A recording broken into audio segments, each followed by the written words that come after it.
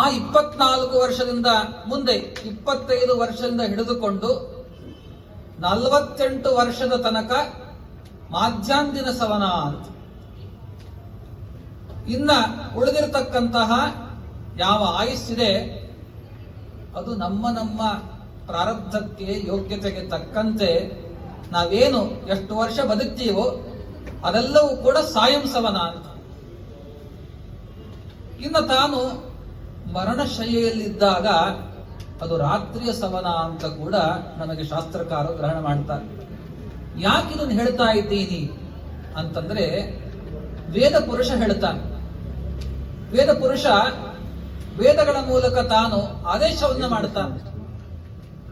ಒಬ್ಬ ಮನುಷ್ಯನ ಆಯಸ್ಸು ಅಂತಂದ್ರೆ ಅದೊಂದು ಯಜ್ಞಕ್ಕೆ ಸಮಾನವಾದದ್ದು. ನಾವೆಲ್ಲ ಬದುಕ್ತೀವಿ ಅಂತಂದ್ರೆ ಸುಮ್ಮನೆ ಬದುಕೋದಲ್ಲ, ಇದು ಯಜ್ಞ.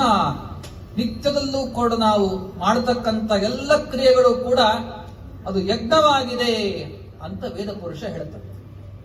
ಆ ಯಜ್ಞದಲ್ಲಿ ಕೂಡ ಒಂದು ಯಜ್ಞ ಮಾಡಬೇಕಾದ್ರೆ 3 ಸವನಗಳು ಈಗ ಹೇಳಿದಂತೆ ಪ್ರಾತಃ ಸವನ, ಮಾಧ್ಯಾಂದಿನ ಸವನ, ಸಾಯಂ ಸವನ. ಸವನ ಅಂತಂದ್ರೆ ಏನಿಲ್ಲ, ಸ್ತೋತ್ರ ಅಂತ ಅರ್ಥ. ಸವನ ಶಬ್ದಕ್ಕೆ ಸ್ತೋತ್ರ ಮಾಡೋದು ಅಂತ ಅರ್ಥ. ಪ್ರಾತಃ ಕಾಲದಲ್ಲಿ ಸ್ತೋತ್ರ ಮಾಡತಕ್ಕಂತಹ ಭಗವಂತನ ರೂಪಗಳಿದ್ದಾರೆ. ಮಧ್ಯಾಹ್ನದಲ್ಲಿ ಸ್ತೋತ್ರ ಮಾಡತಕ್ಕಂತಹ ಭಗವಂತನ ಕೆಲವು ರೂಪಗಳಿದ್ದಾವೆ. ಸಾಯಂಕಾಲದಲ್ಲಿ ಸ್ತೋತ್ರ ಮಾಡತಕ್ಕಂತಹ ಪರಮಾತ್ಮನ ಕೆಲವು ರೂಪಗಳಿದ್ದಾವೆ. ಆ ಕಾಲಕ್ಕೆ ಆ ರೂಪಗಳನ್ನು ನಾವು ಸ್ತೋತ್ರ ಮಾಡಬೇಕು ಅಂತ ಶಾಸ್ತ್ರಕಾರರು ತಿಳಿಸಿಕೊಡ್ತಾರೆ. ವೇದದಲ್ಲಿ ಪ್ರಾತಃ ಕಾಲದಲ್ಲಿ ಸ್ತೋತ್ರ ಮಾಡತಕ್ಕಂತಹ ಯಾವ ದೇವತೆಗಳು?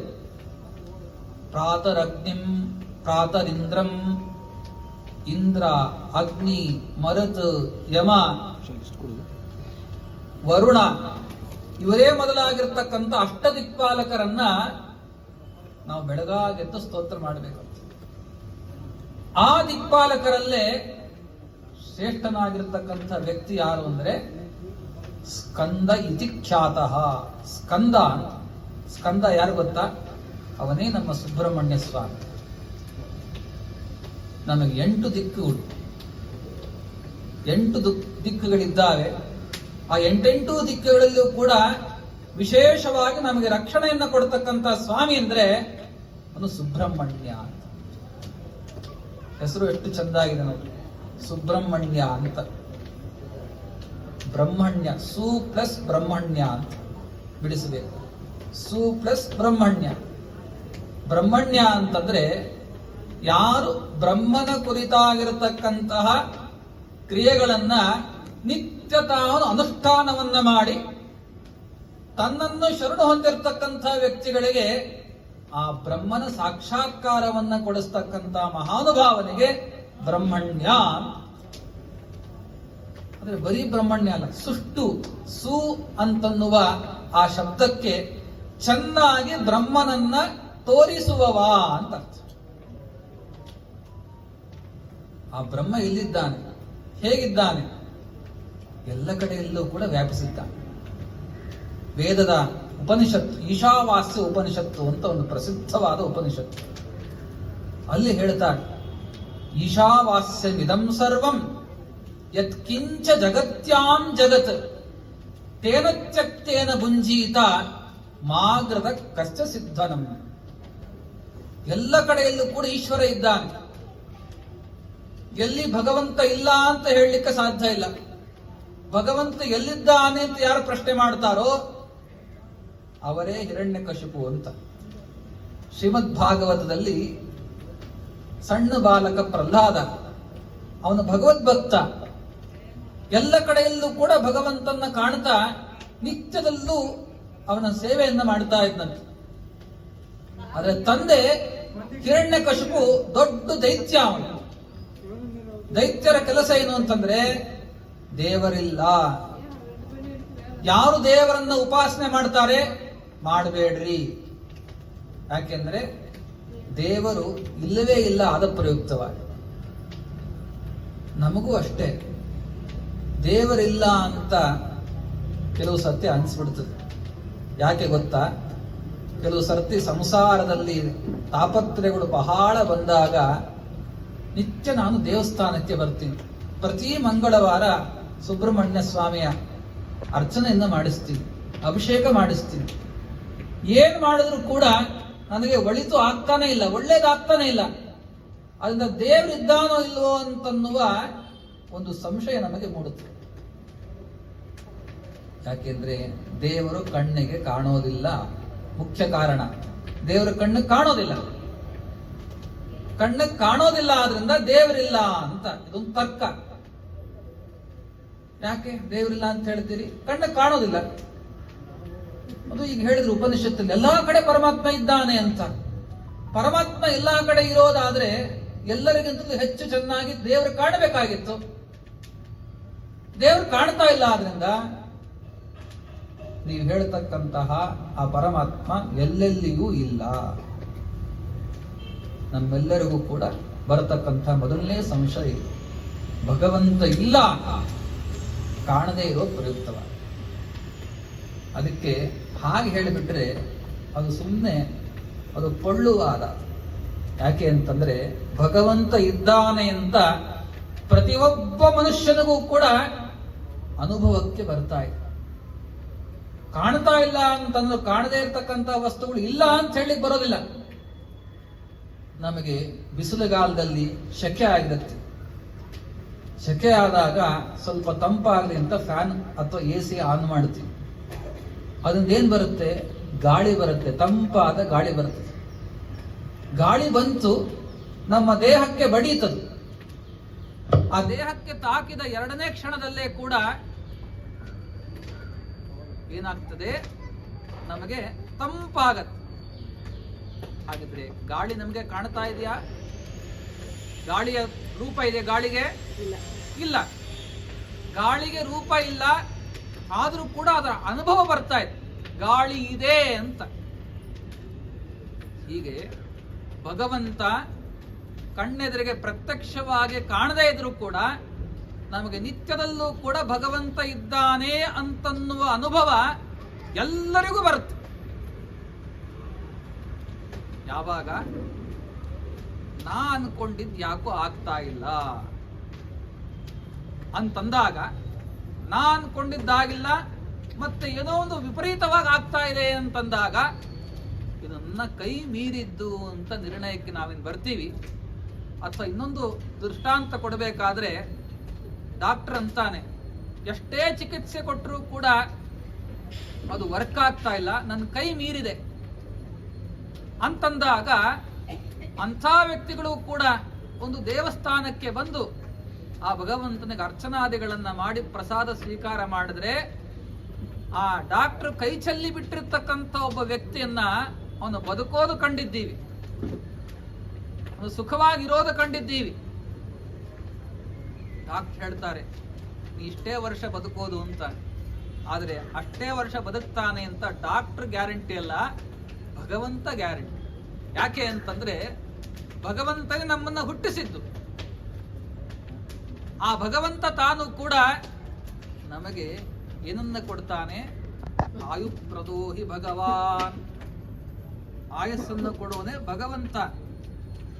ಆ ಭಗವಂತ ಆಯಸ್ಸನ್ನ ಕೊಡ್ತಾನೆ ಅಂದ್ರೆ ಆಯಸ್ಸನ್ನ ನಿರ್ಣಯ ಮಾಡೋ ಡಾಕ್ಟರ್ ಅಲ್ಲ, ಭಗವಂತ ನಿರ್ಣಯ ಮಾಡೋ. ಎಷ್ಟೋ ಪ್ರಸಂಗದಲ್ಲಿ ನಾವು ಕೇಳ್ತೀವಿ, ನಮ್ಗಿಂಥ ಕಾಲ ಇದ್ರೂ ಕೂಡ ಇಷ್ಟು ವರ್ಷ ಬದುಕಿದ್ವಿ, ಪೂರ್ಣ ಆಯಸ್ಸು ನಮ್ದಾಯ್ತು ಅಂತ ನಾವು ಕೇಳ್ತೀವಿ. ಆದ್ರೆ ಮೆಡಿಕಲ್ ಸೈನ್ಸ್ ಇದಕ್ಕೆ ದೊಡ್ಡ ಸವಾಲು ಏನು ಅಂತಂದ್ರೆ, ನಾವು ಅನುಮಾನ ಮಾಡಿದ್ದು ಇಷ್ಟೇ ವರ್ಷ ಅಂತ, ಅದ್ರ ಮೇಲೆ ಬದುಕ್ತಾನೆ ಅಂತಂದ್ರೆ, ಅಥವಾ ಸಾಯ್ತಕ್ಕಂಥ ವ್ಯಕ್ತಿ, ಐಸಿಯುಲಿರ್ತಕ್ಕಂಥ ವ್ಯಕ್ತಿ ಅವನಿಗೆ ಜ್ಞಾನ ಬಂದು ಇನ್ನೂ ಬದುಕಿದ್ದಾನೆ ಅಂದ್ರೆ ಇದು ಇಟ್ಸ್ ಎ ಮಿರಾಕಲ್ ಅಂತ ಹೇಳ್ತಾರೆ. ಆ ಮಿರಾಕಲ್ ಏನು ಗೊತ್ತಾ? ಅದು ಆ ಭಗವಂತನ ಅಸ್ತಿತ್ವ. ಕಣ್ಣ ಕಾಣೋದಿಲ್ಲ, ಕಿವಿಗೆ ಅವನ ಶಬ್ದಗಳು ಕೇಳಿಸೋದಿಲ್ಲ, ಆದ್ರೂ ಕೂಡ ನಮಗೆ ನಿತ್ಯದಲ್ಲೂ ಕೂಡ ನಮ್ಮ ಕೈ ಮೀರಿ ಏನೋ ಒಂದು ನಡೀತಾ ಇದೆ ಅಂತಂದ್ರೆ ಆ ಭಗವಂತನ ಅಸ್ತಿತ್ವ ಇವತ್ತಿಗೂ ಕೂಡ ಇದ್ದೇ ಇದೆ. ನಮ್ಮಲ್ಲೂ ಇದೆ, ನಿಮ್ಮಲ್ಲೂ ಇದೆ, ಎಲ್ಲ ಕಡೆಯಲ್ಲೂ ಇದೆ. ಹಾಗಿದ್ರೆ ಭಗವಂತ ಇದ್ದಾನೆ ಅಂತ ಹೇಳಬೇಕೋ ಬೇಡ? ಇದ್ದಾನೆ. ಯಾಕೆ? ಅನುಭವಕ್ಕೆ ಬಂದದ್ದು ಸತ್ಯ. ನಮ್ಗೆ ಅನುಭವಕ್ಕೆ ಬರ್ತಾ ಇದೆ ಅಂತ ಆದ್ರೆ ಅದು ಸತ್ಯ ಅಂತ ನಾವು ಅಂಗೀಕಾರ ಮಾಡಲೇಬೇಕು. ಭಗವಂತ ಇದ್ದಾನೆ ಅಂತ ನಂಬಲಿಕ್ಕೆ ಮತ್ತೊಂದು ಕಾರಣ ಏನು ಅಂತಂದ್ರೆ, ನಾವು ಮುಖ್ಯವಾಗಿ ಭಗವಂತನ ಅಧಿಷ್ಠಾನದಲ್ಲಿ ಒಂದು ಪೂಜೆಯನ್ನು, ಒಂದು ಹವನ ಯಜ್ಞವನ್ನು ಮಾಡಿದಾಗ ಅದು ನಮಗೆ ಇವತ್ತಿಗೂ ಫಲ ಕೊಡ್ತಾ ಇದೆ. ಗೀತೆಯಲ್ಲಿ ಕೃಷ್ಣ ಪರಮಾತ್ಮ ಹೇಳ್ತಾನೆ, ಯಜ್ಞಾತ್ ಭವತಿ ಪರ್ಜನ್ಯ. ನಮ್ಮ ಪುರೋಹಿತರು ವಿಶೇಷವಾಗಿ ಯಜ್ಞವನ್ನ ಇಲ್ಲಿ ಹೋಮವನ್ನ ಮಾಡ್ತಾ ಇದ್ದಾರೆ. ಹೋಮ ಮಾಡಿದ್ರೆ ಏನ್ ಬರ್ತದೆ? ಯಾರೋ ಅಂದ್ರು ಬರೀ ಹೊಗೆ ಬರ್ತದೆ ಅಷ್ಟೇ ಅಂತ. ಎಷ್ಟು ತಪ್ಪದು. ಯಾಕೆ ಗೊತ್ತಾ? ಕೃಷ್ಣ ಪರಮಾತ್ಮ ಹೇಳ್ತಾನೆ ಭಗವದ್ಗೀತೆಯಲ್ಲಿ, ನಮ್ಮ ಇಡೀ ಸನಾತನ ಪರಂಪರೆಯ ಜೀವಾಳದ ಗ್ರಂಥ ಅಂದ್ರೆ ಭಗವದ್ಗೀತಾ. ಆ ಭಗವದ್ಗೀತೆಯಲ್ಲಿ ಸಾಕ್ಷಾತ್ ಭಗವಂತನೇ ಹೇಳ್ತಾ ಇದ್ದಾನೆ, ನಿಮಗೇನು ಬೇಕು? ತಿನ್ಲಿಕ್ಕೆ ಅನ್ನ ಬೇಕಾ? ಅನ್ನ ಬೇಕು ಅಂದ್ರೆ ಯಜ್ಞವನ್ನ ಮಾಡ್ರಿ ಕಾಲ ಕಾಲಕ್ಕೆ. ಯಾಕೆ ಅಂದ್ರೆ ನಿಮಗೆ ಮಳೆ ಆಗಬೇಕು, ಧಾನ್ಯ ಬೆಳಿಬೇಕಾದ್ರೆ, ಧಾನ್ಯಗಳ ಉತ್ಪತ್ತಿ ಆಗಬೇಕು ಅಂತಂದ್ರೆ ಸುಮ್ಮನೆ ನೀರು ಹಾಕಿದ್ರೆ ಬರೋದಿಲ್ಲ. ಅದು ಮಳೆಯ ಹನಿಗಳು ನಾಲ್ಕಾದ್ರೂ ಕೂಡ ಆ ಬೀಜದ ಮೇಲೆ ಬಿದ್ದರೆ ಮಾತ್ರ ನಿಮಗೆ ಅದು ಮೊಳಕೆ ಒಡಿತದೆ. ಮೊಳಕೆ ಒಡೆದಿದ್ದು ಹೂವು ಆಗ್ತದೆ, ಹೂವು ಮತ್ತೆ ಮುಂದೆ ಹಣ್ಣಾಗ್ತದೆ. ಆ ಹಣ್ಣನ್ನು ನಾವು ತಿಂದರೆ ನಮಗೆ ಬದುಕುವ ಒಂದು ತ್ರಾಣ ಬರುತ್ತೆ. ಹಾಗಿದ್ರೆ ಇದಕ್ಕೆಲ್ಲ ಮೂಲ ಯಾವುದು? ಮಳೆ ಅಂತಾಯ್ತು. ಆ ಮಳೆ ಯಾವುದರಿಂದ ಉಂಟಾಗತ್ತೆ? ನಾವು ಮಾಡತಕ್ಕಂಥ ಯಜ್ಞಗಳಿಂದ, ಕಾಲ ಕಾಲಕ್ಕೆ ಮಾಡುವ ಹೋಮ ಹವನದಿಂದ. ಆಗಮ ಶಾಸ್ತ್ರದಲ್ಲಿ ಹೇಳ್ತಾರೆ, ಒಂದು ಕಡೆಯಲ್ಲಿ ಯಜ್ಞ ನಡೀತಾ ಇದೆ, ಒಂದು ಕಡೆಯಲ್ಲಿ ಯಾರು ದೇವರ ಪೂಜೆಯನ್ನ ಮಾಡ್ತಾ ಇದ್ದಾನೆ, ಅವನಿಂದ ಹಿಡ್ಕೊಂಡು ಒಂದು 13 ಕಿಲೋಮೀಟರ್ ತನಕ ಆ ಪರಿಸರ ಶುದ್ಧವಾಗಿರ್ತದೆ ಅಂತನ್ನೋದು ಸೈಂಟಿಸ್ಟ್ಗಳು ಕೂಡ ಕಂಡುಕೊಂಡಿರ್ತಕ್ಕಂಥ ಸತ್ಯ ಇದೆ. ಆ ಹೋಮ ಧೂಮ ಹೊಗೆ ಇದೆಯಲ್ಲ, ಅದರಿಂದ ಇವತ್ತಿಗೂ ಕೂಡ ಕ್ಯಾಟರಾಕ್ಟ್ ಮೊದಲಾಗಿರ್ತಕ್ಕಂಥ ಅನೇಕ ಕಣ್ಣಿನ ರೋಗಗಳು ಕೂಡ ವಾಸಿ ಆಗಿದ್ದು ಉಂಟು. ಬೇಕಾದಷ್ಟು ಇವತ್ತು ಮೆಡಿಕಲ್ ಸೈನ್ಸ್ ಅಲ್ಲಿ ನಿಮಗೆ ದೃಷ್ಟಾಂತವನ್ನು ಕೊಡ್ತೀನಿ. ಬೇಕಾದ್ರೆ ಇವತ್ತಂತೂ ಗೂಗಲ್ ಇದೆ, ಸರ್ಚ್ ಮಾಡಿ ನೋಡಿ. ಅದರಲ್ಲಿ ಈ ತತ್ವವನ್ನು ಕೂಡ ವಿಶೇಷವಾಗಿ ತಿಳಿಸ್ತಾರೆ. ಅದು ಸಿದ್ಧವಾಗಿದೆ. ಅಂತ ಒಂದು ಯಜ್ಞವನ್ನು ಮಾಡಿದಾಗ ಆ ಯಜ್ಞದಿಂದ ಏನಾಗ್ತದೆ? ಮೋಡ ನಿರ್ಮಾಣ ಆಗ್ತದೆ. ಹೋಮದ ಧೂಮದಿಂದ ಆ ಧೂಮ ಮೇಲಕ್ಕೆ ಹೋಗ್ತದೆ, ಅದರಿಂದ ನಮಗೆ ಮೋಡ ಗಟ್ಟುತ್ತದೆ. ಆ ಮೋಡ ಮಳೆಯನ್ನು ಸುರಿಸ್ತದೆ. ಸುಮ್ಮನೆ ಮಳೆ ಸುರಿಸೋದಿಲ್ಲ, ಆ ಮಳೆಯ ಹನಿಗಳಿಂದ ಧಾನ್ಯಗಳು ಉತ್ಪತ್ತಿ ಆಗ್ತದೆ. ಆ ಧಾನ್ಯ ನಾವು ತಿಂತೀವಿ, ನಾವು ಬದುಕಿದ್ವಿ. ಹಾಗಾದ್ರೆ ನಾವು ಬದುಕಿರೋದು ಯಾವುದರಿಂದ? ಬರತಕ್ಕಂಥ ಮಳೆಯಿಂದ. ಆ ಮಳೆಯನ್ನ ಕೊಟ್ಟಿದ್ದ ಯಾವುದು? ಒಂದು ಯಜ್ಞ, ಯಾಗ. ಆ ಯಾಗ ಯಾರ ಕುರಿತಾಗಿ ಮಾಡೋದು? ಭಗವಂತನ ಕುರಿತಾಗಿ ಮಾಡತಕ್ಕಂಥ ಯಾಗ. ಹಾಗಿದ್ರೆ ಭಗವಂತನಿಗೆ ಎಲ್ಲೋ ಇಡೀ ಬೆಂಗಳೂರಲ್ಲಿ, ನಮ್ಮ ಈ ಕೋರಮಂಗಲ ಅಂತನ್ನುವ ಒಂದು ಪ್ರದೇಶದಲ್ಲಿ ಸುಬ್ರಹ್ಮಣ್ಯ ಸ್ವಾಮಿಯ ದೇವಸ್ಥಾನ ಒಂದು ಯಜ್ಞ ಮಾಡ್ತಾರೆ, ಯಾಗ ಮಾಡ್ತಾರೆ ಅಂದ್ರೆ ಅದನ್ನ ಎಷ್ಟು ಜನಕ್ಕೆ ನಮ್ಮ ಪ್ರಯೋಜನ ಇದೆ? ಇಡೀ ಊರಿಗಲ್ಲ, ದೇಶಕ್ಕಲ್ಲ, ಇಡೀ ಪ್ರಪಂಚಕ್ಕೆ ಅದರಿಂದ ದೊಡ್ಡದಾದ ಉಪಕಾರ. ಹಾಗಿದ್ರೆ ನಾವು ರೈತರನ್ನ ಪ್ರೋತ್ಸಾಹ ಮಾಡ್ತೀವಿ, ಬೆಳೀರಿ ಬೆಳೆನ ಅಂತ. ಆದ್ರೆ ಪಾಪ ಬೀಜವನ್ನ ಹಾಕಿದ್ರೆ ಆ ಭೂಮಿ ಬೀಜವನ್ನ ನುಂಗಿದಾಗ ನಮಗೆಲ್ಲ ಅನ್ನ ಸಿಗಬೇಕು. ಅದಕ್ಕೆ ಮುಖ್ಯವಾಗಿ ನಾವು ಕಾಲ ಕಾಲಕ್ಕೆ ನಮ್ಮ ಆರ್ಷ ಪರಂಪರೆಯಲ್ಲಿ ಕಾಲ ಕಾಲಕ್ಕೆ ಯಜ್ಞವನ್ನ, ಹೋಮ ಹವನಗಳನ್ನ ಮಾಡಬೇಕು ಅಂತ ಬಹಳ ಅಡ್ವಾನ್ಸ್ ಸೈನ್ಸ್ ಇದೆ. ಇವತ್ತಿಗೂ ಕೂಡ ರಿಸರ್ಚ್ ಆಗ್ತಾ ಇದೆ. ಇಂಥ ಯಜ್ಞ ಯಾಗಾದಿಗಳನ್ನ ಮಾಡಿಸಬೇಕು. ಯಾಕೆ ಅಂತಂದ್ರೆ ಆ ಪ್ರತಿಮೆಯಲ್ಲಿ, ನಾವು ಪೂಜೆ ಮಾಡತಕ್ಕಂಥ ಪ್ರತಿಮೆಗಳಲ್ಲಿ ಸನ್ನಿಧಾನ ಅದು ಹೆಚ್ಚು ಬರಬೇಕು ಅಂತಂದ್ರೂ ಕೂಡ ಕಾಲ ಕಾಲಕ್ಕೆ ಇಂತಹ ವಾರ್ಷಿಕೋತ್ಸವಗಳು ಕೂಡ ನಡೆಯಬೇಕು. ನಮ್ಮೆಲ್ಲ ಕಾರ್ಯಕಾರಿ ಸಮಿತಿಯವರು ಕೂಡ ವಿಶೇಷವಾಗಿ ಅದನ್ನ ಮುತುವರ್ಜಿ ವಹಿಸಿ ತಾವು ಪ್ರತಿ ವರ್ಷವೂ ಕೂಡ ಆ ಸುಬ್ರಹ್ಮಣ್ಯ ಸ್ವಾಮಿಯ ಸನ್ನಿಧಾನ ಇನ್ನೂ ಕೂಡ ಹೆಚ್ಚಾಗಲಿ, ಹೆಚ್ಚು ಸನ್ನಿಧಾನದಿಂದ ಪರಮಾತ್ಮ ಕಂಗೊಳಿಸಿ ನಮ್ಮೆಲ್ಲರಿಗೂ ಕೂಡ ವಿಶೇಷವಾಗಿ ಹರಿಸಿ ಅಂತನ್ನೋ ನಿಟ್ಟಿನಲ್ಲಿ ಅವರಷ್ಟೇ ಪಾಪ ದೇವಸ್ಥಾನದ ಒಳಗೆ ಬಾಗಿಲು ಹಾಕೊಂಡು ಮಾಡ್ತಾ ಇಲ್ಲ, ಎಲ್ಲ ಭಕ್ತಾದಿಗಳನ್ನ ಸೇರಿಸಿದ್ದಾರೆ. ನಾವು ಅದನ್ನ ನೋಡೋದೇ ಒಂದು ಪುಣ್ಯ. ಈಗ ಹೇಳಿದಂತೆ ಆ ಹೋಮದ ಧೂಮವನ್ನ ಪಾನ ಮಾಡೋದೇ ನಮಗೆ ಬಹಳ ಆರೋಗ್ಯವನ್ನ ಕೊಡ್ತಕ್ಕಂಥ. ಪುರಾಣಗಳಲ್ಲಿ ಇಂದ್ರನ ಬಗ್ಗೆ ನಾವು ಕೇಳ್ತೀವಿ. ಇಂದ್ರ ಅಂತ ಸ್ವರ್ಗಲೋಕದ ಅಧಿಪತಿ, ಸ್ವರ್ಗಲೋಕಕ್ಕೆ ಒಡೆಯ ಅಂತ ಇಂದ್ರ. ಆ ಇಂದ್ರ ಸ್ವರ್ಗಲೋಕಕ್ಕೆ ರಾಜನಾಗ್ಲಿಕ್ಕೆ ಅಂತ ಒಂದು ಇಂದ್ರ ಪದವಿ ಅಂತೇನಿದೆ, ಆ ಪದವಿನ ಪಡ್ಕೋಬೇಕಾದ್ರೆ ಅವನೇನ್ ಮಾಡಿದ ಗೊತ್ತಾ? ಶತಕ್ರತು ಅಂತ ಹೆಸರು. 100 ಯಜ್ಞಗಳನ್ನ ಮಾಡಿದ್ನಂತ. 100 ಯಜ್ಞವನ್ನ ಮಾಡಿದ್ದಕ್ಕೆ ಅವನಿಗೆ ಸ್ವರ್ಗಲೋಕದ ಅಧಿಪತಿಯಾಗುವ ಯೋಗ್ಯತೆ ಸಿಕ್ತ. ಅವನಿಗೆ ಎಲಿಜಿಬಿಲಿಟಿ ಬಂತು. ಆದ್ರೆ ಆ 100 ಯಜ್ಞಗಳನ್ನ ಮಾಡಬೇಕಾದ್ರೆ ಅವನಿಗೆ ಏನು ಆಹಾರ ಅಂತಂದ್ರೆ ಕೇವಲ ಹೋಮ ಧೂಮ.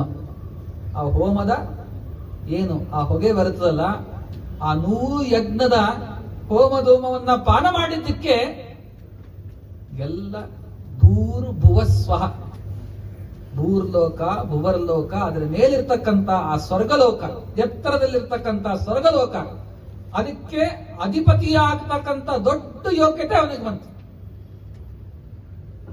ಹಾಗಿದ್ರೆ ಇದೆಲ್ಲ ನೋಡಿ ನಾವು ವಿಚಾರ ಮಾಡೋಣ.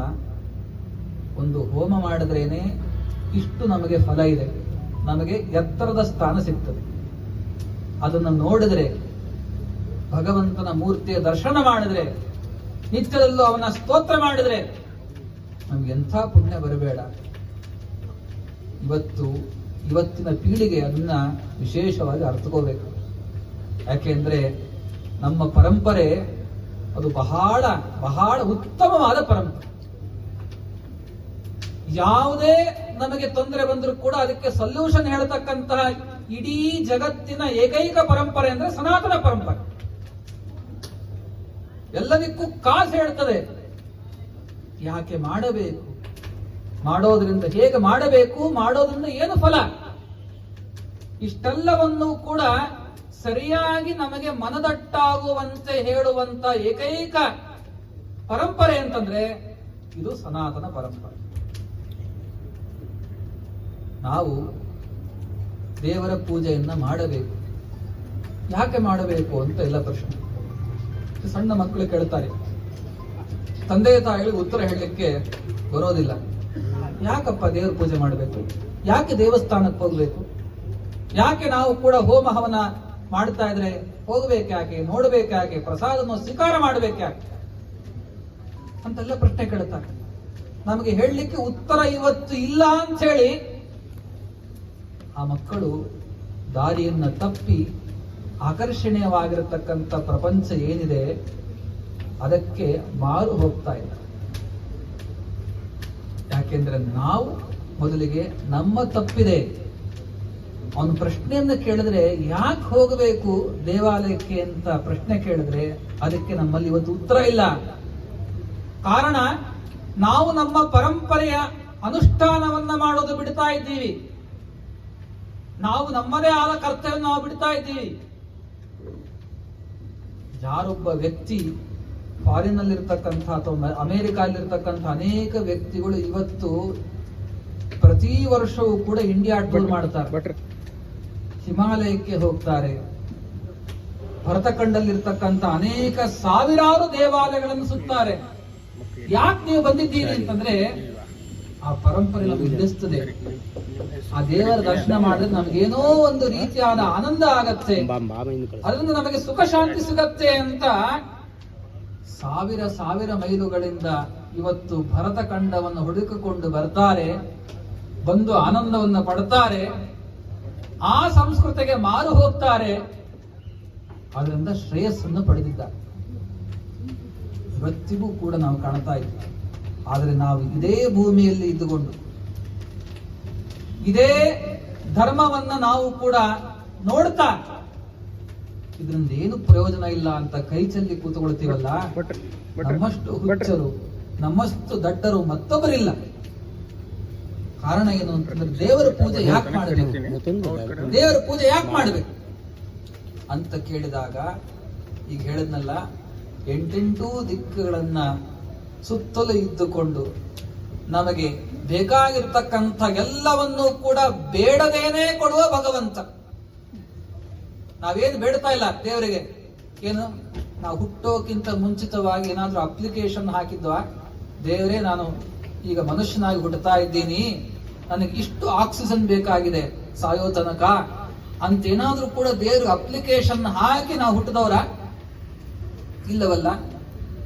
ಆದ್ರೂ ಕೂಡ ಹುಟ್ಟಿರ್ತಕ್ಕಂಥ ಪ್ರತಿಯೊಬ್ಬ ವ್ಯಕ್ತಿಗೂ ಕೂಡ ಪರಮಾತ್ಮ ಆಕ್ಸಿಜನ್ ಅನ್ನ ಎಷ್ಟು ಬೇಕೋ ಅಷ್ಟನ್ನು ಸಪ್ಲೈ ಮಾಡ್ತಾ ಇಲ್ವಾ? ಅದೇ ಒಂದು ಹಾಸ್ಪಿಟಲ್ ಹೋಗ್ರಿ ನೀವು, ಆಕ್ಸಿಜನ್ ಕಮ್ಮಿ ಆಗಿದೆ ಅಂತ ಮುಖಕ್ಕೆ ಮಾಸ್ಕ್ ಇಟ್ಟಾಗಿ ಇಷ್ಟು ಆಕ್ಸಿಜನ್ ಕೊಟ್ಟಿದ್ದಕ್ಕೆ ಇಷ್ಟು ಬಿಲ್ ಅಂತ ಚಾರ್ಜ್ ಮಾಡ್ತಾರೆ. ನಮಗೆ ನಮ್ಮ ಮನೆಯಲ್ಲಿ ಎಲೆಕ್ಟ್ರಿಸಿಟಿ ಅಥವಾ ವಾಟರ್ ಅಥವಾ ಫೋನ್ ಇಂದು 28 ಬಿಲ್ ಕಟ್ಟೆ ಸಾಕಾಗಿದೆ.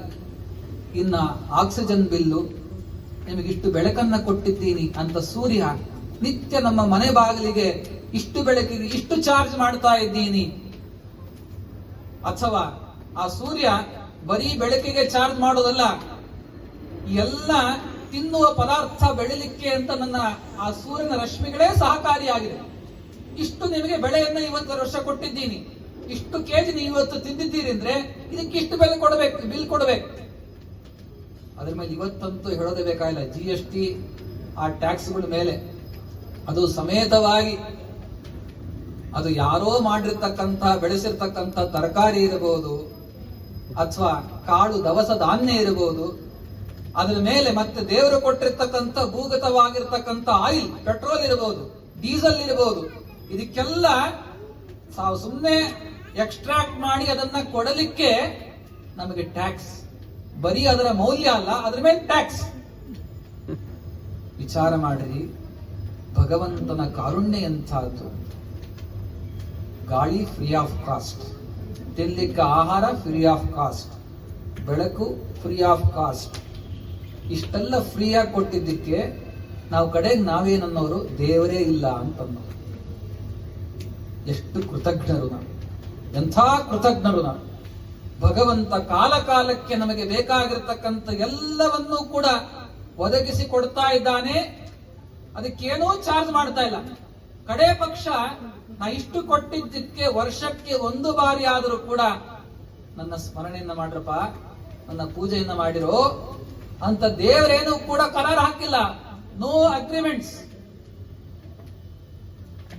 ಹಾಗಿದ್ರೆ ಇಷ್ಟೆಲ್ಲ ಭಗವಂತ ಕೊಟ್ಟಿದ್ದಕ್ಕೆ ಕಡೆ ಪಕ್ಷ ಅವನಿಗೆ ಕೃತಜ್ಞತೆಯನ್ನು ಸಲ್ಲಿಸಲಿಕ್ಕೆ ನಾವೇನ್ ಮಾಡಬೇಕು? ಅವನ ಪೂಜೆಯನ್ನಾದರೂ ಕೂಡ, ಕಡೆ ಪಕ್ಷ ಪೂಜೆ ಆಗಲಿಲ್ಲ, ಸ್ಮರಣೆಯನ್ನಾದರೂ ಕೂಡ ಮಾಡಬೇಕಲ್ಲ. ಅದನ್ನೂ ಮಾಡಲಿಕ್ಕೆ ತಯಾರಿಲ್ಲ ಅಂತಂದ್ರೆ ನಮ್ಮಷ್ಟು ಕೃತಜ್ಞರು ಮತ್ತೊಬ್ಬರಿಲ್ಲ. ನೀವು ನಿಮ್ಮ ಮಕ್ಕಳಿಗೋ ನಿಮ್ಮ ಸ್ನೇಹಿತರಿಗೋ ಕಷ್ಟ ಕಾಲದಲ್ಲಿ ಏನೋ ಕೂಡ ಅವರಿಗೆ ಉಪಕಾರವನ್ನ ಮಾಡಿರ್ತೀರಿ. ಉಪಕಾರವನ್ನ ತೆಗೆದುಕೊಂಡಿರ್ತಕ್ಕಂಥ ವ್ಯಕ್ತಿ ನಿಮ್ಮನ್ನ ಕಣ್ಣೆತ್ತಿಯೂ ನೋಡೋದಿಲ್ಲ ಅಂದ್ರೆ ನಿಮ್ಗೆ ಎಷ್ಟು ಮನಸ್ಸಿಗೆ ಹಿಂಸೆ ಆಗ್ತದೆ. ನಾನಿಷ್ಟೆಲ್ಲ ಮಾಡಿದ್ದೀನಿ, ಆದ್ರೂ ಕೂಡ ನನ್ನನ್ನ ಕಣ್ಣೆತ್ತಿ ನೋಡ್ತಾ ಇಲ್ಲಲ್ಲ, ಎಂಥ ವ್ಯಕ್ತಿ ಅವನು ಅಂತ ಮನಸ್ಸಿನಲ್ಲಿ ಶಪಿಸ್ತೀರಿ. ಆದರೆ ಭಗವಂತ ಎಲ್ಲವನ್ನೂ ಕೊಟ್ಟಿದ್ದಾನೆ, ಮುಂದೆಯೂ ಕೊಡುವನಿದ್ದಾನೆ. ಮುಂದೆ ಕೊಡೋದಿಲ್ಲ ಅಂತಿಲ್ಲ. ಮತ್ತೆ ಇವತ್ತು ಗಾಳಿಗೆ ಇವತ್ತು ನಿಂತೋಯ್ತು ಅಂತಿಲ್ಲ. ಆ ಗಾಳಿ ಆಶ್ಚರ್ಯ ಅಂತಂದ್ರೆ ಅದು ಆಮ್ನಿ ಪ್ರೆಸೆಂಟ್ ಆಗಿದೆ. ಬರೀ ಕೋರಮಂಗಲದಲ್ಲಿ ಅಷ್ಟೇ ಗಾಳಿ ಇದೆ, ಆಕ್ಸಿಜನ್ ಇದೆ ಅಂತಂದ್ರೆ ಎಷ್ಟು ಒದ್ದಾಡಬೇಕಾಗಿತ್ತು ನಾವು, ಎಷ್ಟು ಪಾಪ್ಯುಲೇಷನ್ ತುಂಬಲಿಕ್ಕೆ ಸಾಧ್ಯ. ಆದರೆ ಪರಮಾತ್ಮ ಹಾಗೆ ಮಾಡಿಲ್ಲ.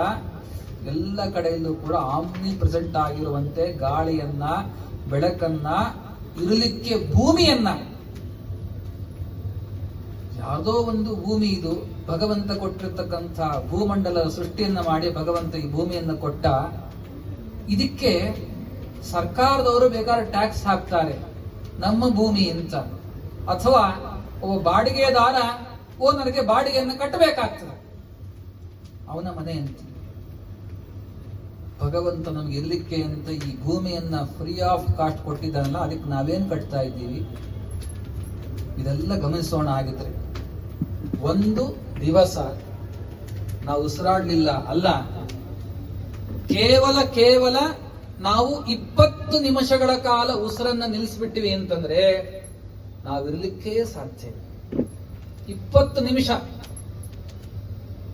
ಮೂಗು ಹಿಡ್ಕೊಂಡು ಕೂತ್ಕೊಳ್ರಿ ನೋಡೋಣ. 20 ನಿಮಿಷದಲ್ಲಿ ನಾವಿಲ್ಲ ಅಂತ ಆಗ್ಬಿಡ್ತೀವಿ. ಭಗವಂತ ಆಕ್ಸಿಜನ್ ಸಪ್ಲೈನ ಕಿಂಚಿತ್ತೂ ತಾನು ಕೂಡ ಕಮ್ಮಿ ಮಾಡಿಲ್ಲ. ಅದು ಎಲ್ಲರಿಗೂ ಆಗಬೇಕು, ಎಲ್ಲರಿಗೂ ಕೂಡ ಸಮಾನವಾಗಿ ಆಗಬೇಕು ಅಂತ ಎಷ್ಟೆಲ್ಲ ವ್ಯವಸ್ಥೆಯನ್ನ ಮಾಡಿದ್ದಾನಲ್ಲ ಭಗವಂತ. ಇಷ್ಟೆಲ್ಲ ಕೊಟ್ಟಿದ್ದಕ್ಕೆ ಪರಮಾತ್ಮನಿಗೆ ಏನು ಮಾಡ್ಬೇಕು ನಾವು? ಈಗ ದಾನಿಗಳಿಗೆ ನಾವು ಸನ್ಮಾನವನ್ನು ಮಾಡಿದ್ದೀವಿ ಸಮಿತಿಯ ಪರವಾಗಿ. ಹೀಗೆ ಯಾಕೆ? ದಾನ ಕೊಟ್ಟಿದ್ದಕ್ಕೆ ಕೃತಜ್ಞತೆಯನ್ನು ಸಲ್ಲಿಸಲಿಕ್ಕೋಸ್ಕರ, ಹೌದಲ್ವಾ? ಹಾಗಿದ್ರೆ ಭಗವಂತ ಬರೀ ತಾನು 1 ರೂಪಾಯಿ ಕೊಟ್ಟಿಲ್ಲ, ಅಥವಾ ಕೇವಲ ತಿನ್ಲಿಕ್ಕೆ ಆಹಾರ ಕೊಟ್ಟಿಲ್ಲ, ಬದುಕಲಿಕ್ಕೆ ಗಾಳಿ ಬೆಳಕು ಪಂಚಭೂತಗಳನ್ನ ಕೊಟ್ಟಿಲ್ಲ, ಎಲ್ಲವನ್ನೂ ಕೊಟ್ಟಿದ್ದ ಭಗವಂತ. ಎಲ್ಲವನ್ನೂ ಕೊಡೋನಿದ್ದಾನೆ. ಆದ್ರೆ ಇಷ್ಟೆಲ್ಲ ಕೊಟ್ಟಿದ್ದಕ್ಕಾದರೂ ಕೂಡ ಭಗವಂತನನ್ನ ನಾವು ಥ್ಯಾಂಕ್ಸ್ ಅಂತ ಹೇಳಲಿಕ್ಕೆ ಮಾಡ್ತಕ್ಕಂತಹ ಕಾರ್ಯಕ್ರಮಕ್ಕೆ ಅದು ಪೂಜೆ ಅಂತ ಕರೀತೀವಿ. ಯಾಕೆ ಪೂಜೆ ಮಾಡಬೇಕು ಅಂದ್ರೆ ಈ ಕಾರಣವನ್ನು ಕೊಡ್ರಿ, ಮುಂದಿನ ಪೀಳಿಗೆಗೆ ಚೆನ್ನಾಗಿ ತಿಳಿಸ್ಬೇಕು ನಾವು ಯಾಕೆ ದೇವರ ಪೂಜೆಯನ್ನ ಮಾಡ್ಬೇಕು. ಯಾರು ಉಪಕಾರ ಮಾಡಿದ್ರೆ ನೀನು ಥ್ಯಾಂಕ್ಸ್ ಅಂತ ಹೇಳ್ತಿ. ಅಥವಾ ಸುಬ್ರಹ್ಮಣ್ಯ ಸ್ವಾಮಿಯ ದೇವಾಲಯ ಹೆಂಗ್ ಹೋಗ್ಬೇಕು ಅಂದ್ರೆ ಅಡ್ರೆಸ್ ತೋರಿಸ್ದ ಅಷ್ಟೇ, ಪಾಪ ಹೀಗೆ ಹೋಗ್ಬೇಕು, ಹೀಗೆ ಬಲಕ್ಕೆ ತಿರುಗಿ ಎಡಕ್ಕೆ ತಿರುಗ್ರಿ ಅಂತ ಹೇಳ್ದ. ಅಷ್ಟು ಹೇಳಿದ್ದಕ್ಕೆ ಅವನಿಗೆ ಥ್ಯಾಂಕ್ಸ್ ಹೇಳೋದಾದ್ರೆ ಇನ್ನು ಭಗವಂತನಿಗೆ ಎಷ್ಟೆಷ್ಟು ನಾವು ಥ್ಯಾಂಕ್ಸ್ ಹೇಳಬೇಕು. ಆ ಥ್ಯಾಂಕ್ಸ್ ಅನ್ನ ಹೇಳದೆ ಹೋದರೆ ಭಗವಂತ ನಮಗೆ ಇಷ್ಟೆಲ್ಲ ಕೊಟ್ಟಿದ್ದು ಕೂಡ ಯಾಕಾದ್ರೂ ಕೊಟ್ನೋ ಅಂತ ಅನ್ನಿಸಬಾರ್ದಲ್ಲ, ಮತ್ತೆ ಮುಂದೆ ಇವನಿಗೆ ಕೊಡಬಾರದು ಅಂತ ಅನ್ನಿಸಬಾರ್ದಲ್ಲ ಮತ್ತೆ. ಹಾಗಿದ್ರೆ ಇಷ್ಟೆಲ್ಲ ಕಾರಣಕ್ಕೋಸ್ಕರವಾಗಿ ಭಗವಂತನ ಆರಾಧನೆ ಅಂತನ್ನೋದು ಪ್ರತಿಯೊಬ್ಬ ಹುಟ್ಟಿರ್ತಕ್ಕಂಥ ಮನುಷ್ಯನ ಕರ್ತವ್ಯ. ಅದು ಯಾರೇ ಆಗಿ ನಾವು ಹುಟ್ಟಿದ್ದೀವಿ, ಬೆಳೀತಾ ಇದ್ದೀವಿ, ತಿಂತಾ ಇದ್ದೀವಿ, ಉಳಿದಿದ್ದೀವಿ, ಉಸಿರಾಡ್ತಾ ಇದ್ದೀವಿ ಅಂತಂದ್ರೆ ಇಷ್ಟೆಲ್ಲದಕ್ಕೂ ಕೂಡ ಭಗವಂತನ ಸ್ಮರಣೆಯನ್ನಾದರೂ ಕೂಡ ಕಡೆ ಪಕ್ಷ ಮಾಡಲಿಲ್ಲ ಅಂತಾದರೆ ನಾವು ಮನುಷ್ಯರಾಗಿದ್ದು ವ್ಯರ್ಥ. ಪ್ರಾಣಿಗಳಿಗೆ ಗೊತ್ತಾಗೋದಿಲ್ಲ, ಯಾಕೆಂದ್ರೆ ಬುದ್ಧಿಶಕ್ತಿ ಇರೋದಿಲ್ಲ, ಅದಕ್ಕೆ ಯೋಚನೆ ಮಾಡತಕ್ಕಂತ ಕ್ರಮ ಇರೋದಿಲ್ಲ ಅದಕ್ಕೆ. ಆದ್ದರಿಂದ ಪ್ರಾಣಿಗಳಿಗೆ ಪಾಪ ಗೊತ್ತಾಗೋದಿಲ್ಲ, ಅದು ಪೂಜೆ ಮಾಡೋದಿಲ್ಲ. ಆದ್ರೆ ಆಶ್ಚರ್ಯ ಅಂದ್ರೆ ಈಗಿನ ಮನುಷ್ಯನ ಜೀವನ ಪ್ರಾಣಿಯಂತೆ ಆಗಿದೆ. ಯಾತಿಗೆ ಬದುಕ್ತಿಯಪ್ಪ ಅಂದ್ರೆ ಗಳಿಸ್ಬೇಕು, ಸಂಪಾದನೆ ಮಾಡಬೇಕು. ಸಂಪಾದನೆ ಮಾಡದ ಪಾಪ ಬೆಳಗ್ಗೆ ಸೂರ್ಯೋದಯಕ್ಕೆ ಮನೆ ಬಿಟ್ರೆ ರಾತ್ರಿ ಮಧ್ಯರಾತ್ರಿ ಆದ್ರೂ ಕೂಡ ಮನೆಗೆ ಬರೋದಿಲ್ಲ. ಇದು ITBTಯ ಹತ್ತಿರದಲ್ಲೇ ಇರತಕ್ಕಂತ ಜಾಗ ಇದು. ನಮಗೆ ಅರ್ಥ ಆಗತ್ತೆ ನಾವೆಷ್ಟು ದುಡಿತೀವಿ, ಏನ್ ಮಾಡ್ತೀವಿ. ಇಷ್ಟೆಲ್ಲ ದುಡಿದ ಮೇಲೆ ಮತ್ತೆ ಯಾಕೆ ದುಡಿತಪ್ಪ ಅಂತ ಕೇಳಿದ್ರೆ ಕಡೆಗೆ ನಂಗೆ ಸುಖಕ್ಕೋಸ್ಕರ ಅಂತ. ಆಯ್ತು, ರಿಟೈರ್ಡ್ ಆದ್ಮೇಲೆ ಈಗಲಾದ್ರೂ ಕೂಡ ಸುಖವಾಗಿದ್ಯಾ ಅಂತಂದ್ರೆ ಏನ್ ಮಾಡೋದು ಸ್ವಾಮಿ? ಎದ್ರೆ ಕೂಡ್ಲಿಕ್ಕಾಗಲ್ಲ, ಕೂತ್ರೆ ಹೇಳ್ಲಿಕ್ಕಾಗಲ್ಲ. ನೀವೇನ್ ಹೇಳ್ತಾ ಇದ್ದೀರಿ ಕೇಳಿಸೋದಿಲ್ಲ, ನೀವೆಲ್ಲಿದ್ದೀರಿ ಕಾಣಿಸ್ತಾ ಇಲ್ಲ. ನೋಡ್ರಿ, ಇಷ್ಟೆಲ್ಲ ಗಳಿಸಿಯೂ ಕೂಡ ಕಡೆಗೆ ನಾವು ಸುಖವಾಗಿದ್ದೀವಾ ಅಂತ ಯಾರಾದ್ರೂ ಪ್ರಶ್ನೆ ಮಾಡಿದ್ರೆ, ಇಷ್ಟು ಜನ ಸೇರಿದ್ದೀವಿ, ನಾ ಸುಖವಾಗಿದ್ದೀನಿ ಅಂತ ಮನಪೂರ್ವಕವಾಗಿ ಯಾರಾದ್ರೂ ಕೂಡ ಕೈ ಎತ್ತಿರೋ ನೋಡೋಣ. ಸರ್ವಥಾ ಸಾಧ್ಯ ಇಲ್ಲ. ಯಾಕೆಂದ್ರೆ ಶ್ರೀಮದ್ ಭಾಗವತ 18 ಪುರಾಣದಲ್ಲಿ ಒಂದು ಶ್ರೇಷ್ಠವಾದ ಗ್ರಂಥ. ಅಲ್ಲಿ ಹೇಳ್ತಾರೆ, ಅದುಃಖ ಮಿತರತ್ ಸರ್ವಂ ಜೀವಾಯೇವತು ದುಃಖಿನಃ ದೇಶಾಂ ದುಃಖ ಪ್ರಹಾಣಾಯ ಶ್ರುತಿರೇಷ ಪ್ರವರ್ತತೆ. ದುಃಖಗಳು ಯಾರಿಗೆ ಬರಬೇಕು ಅಂತಂದ್ರೆ ಯಾರು ಆ ದುಃಖವನ್ನ ನೋಡಿ ಅದನ್ನ ತಿದ್ದಿ ತೀಡಿಕೊಂಡು ಸನ್ಮಾರ್ಗದಲ್ಲಿ ಹೋಗ್ತಾರೋ ಅಂಥವರಿಗೆ ದುಃಖ ಕೊಡಬೇಕು ಅಂತ ಬ್ರಹ್ಮ, ಸೃಷ್ಟಿಕರ್ತನಾದ ಬ್ರಹ್ಮ ವಿಚಾರ ಮಾಡಿದ. ಯಾರಿಗೆ ಶಿಕ್ಷೆ ಕೊಡಬೇಕು? ನಾಯಿ ಯಾಕೋ ಟ್ರಾಫಿಕ್ ಉಲ್ಲಂಘನೆ ಮಾಡ್ತು ಅಂತ ಅದಕ್ಕೆ ಫೈನ್ ಹಾಕ್ತಾರೆ ಯಾರಾದ್ರೂ ಕೂಡ? ಹಾಕಿದ್ರು ಅದಕ್ಕೆ ಮತ್ತೆ ಏನಾದ್ರು ಗೊತ್ತಾಗತ್ತಾ? ಫೈನ್ ಕಟ್ಲಿಕ್ಕಾದ್ರೂ ಕೂಡ ಅದಕ್ಕೆ ಯೋಗ್ಯತೆ ಇದೆಯಾ? ಇಲ್ವಲ್ಲ. ಮತ್ತೆ ಮನುಷ್ಯನಿಗೆ ಫೈನ್ ಹಾಕ್ತಾರೆ. ಯಾಕೆ? ಮನುಷ್ಯನಿಗೆ ಬುದ್ಧಿಶಕ್ತಿ ಇದೆ. ಅವನು ಒಂದ್ಸರ್ತಿ ತಪ್ಪು ಮಾಡಿದ್ದಿ ಅಂತ ಅವನಿಗೆ ಫೈನ್ ಹಾಕಿದಾಗ ಇನ್ನೊಂದ್ ಸರ್ತಿ ತಪ್ಪು ಮಾಡೋದಿಲ್ಲ ಅಂತನೂ ವಿಶ್ವಾಸದಿಂದ.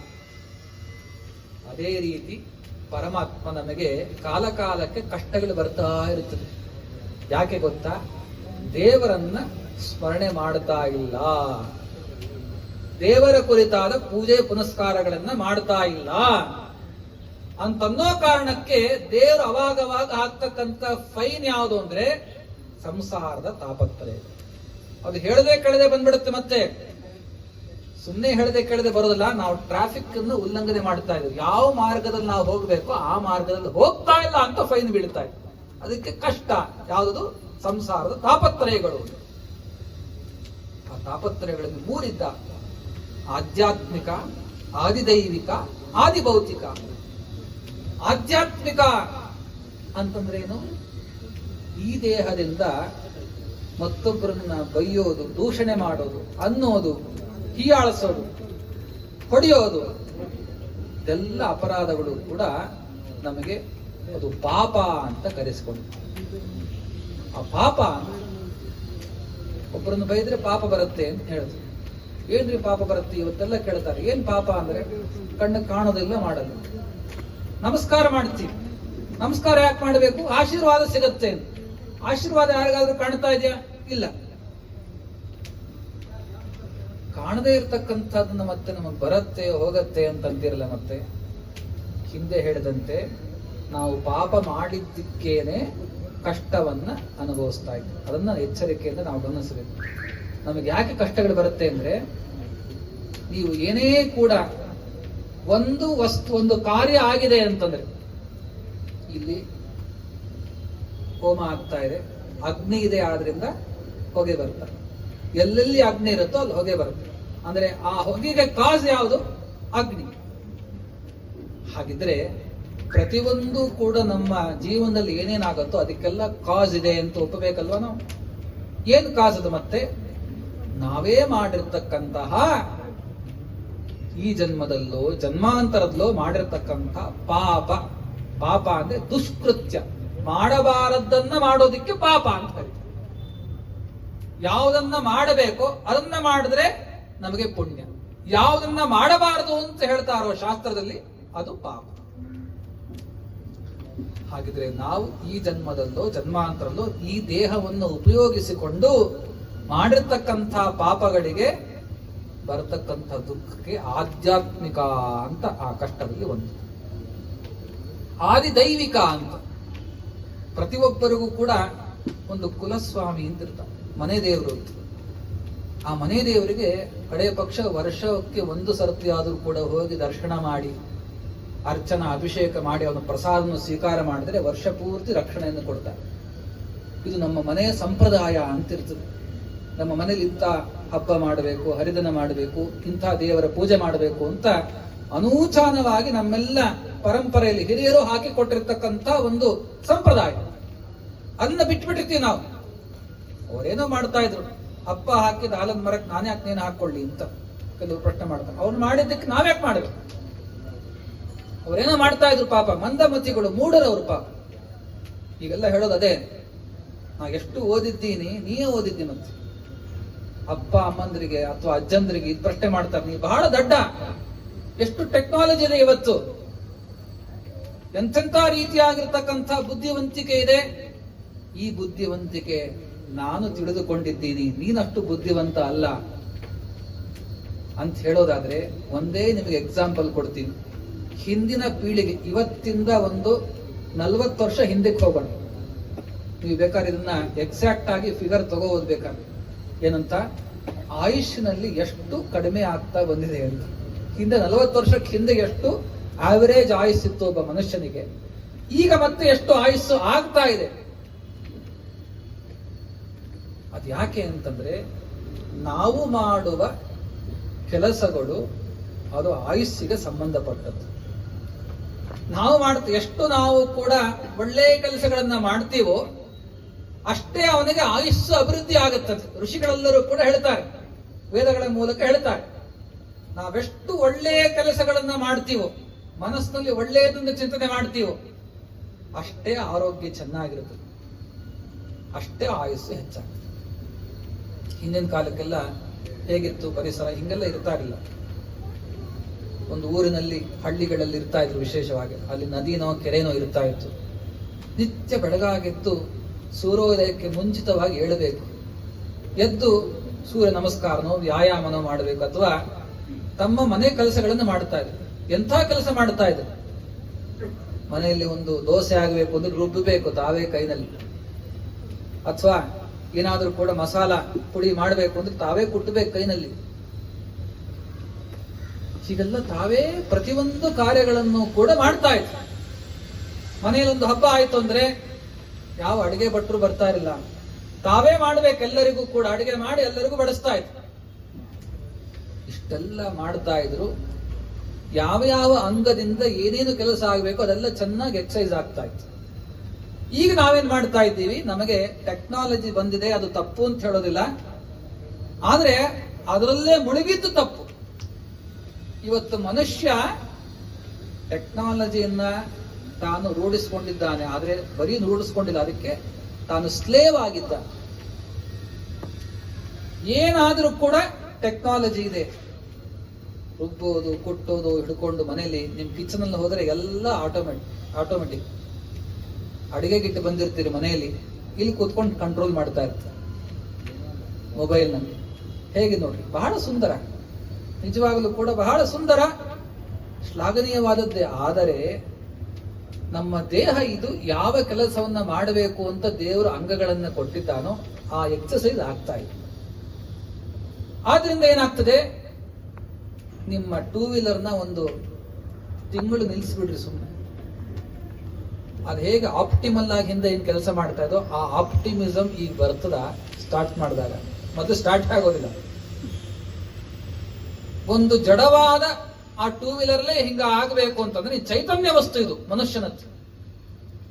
ಅವನು ಕೂಡ ಏನೋ ಕೆಲಸ ಮಾಡ್ದೇನೆ, ಕೆಲಸವನ್ನ ಬಿಟ್ಟು ಬಿಟ್ಟು ಸುಮ್ಮನೆ ಕೂತ್ಕೊಂಡು ನಾವು ಕೂಡ ಕಂಪ್ಯೂಟರ್ ಮುಂದೆನೋ ಅಥವಾ ಲ್ಯಾಪ್ಟಾಪ್ ಇಟ್ಕೊಂಡು ಕೂತಿರ್ತೀವಿ ಅಂದ್ರೆ ಆ ಕೆಲಸ, ಅಂಗಗಳಿಗೆ ಆಗಬಹುದಾದ ಕೆಲಸ ಅದು ತಪ್ಪಿ ಹೋಯ್ತು.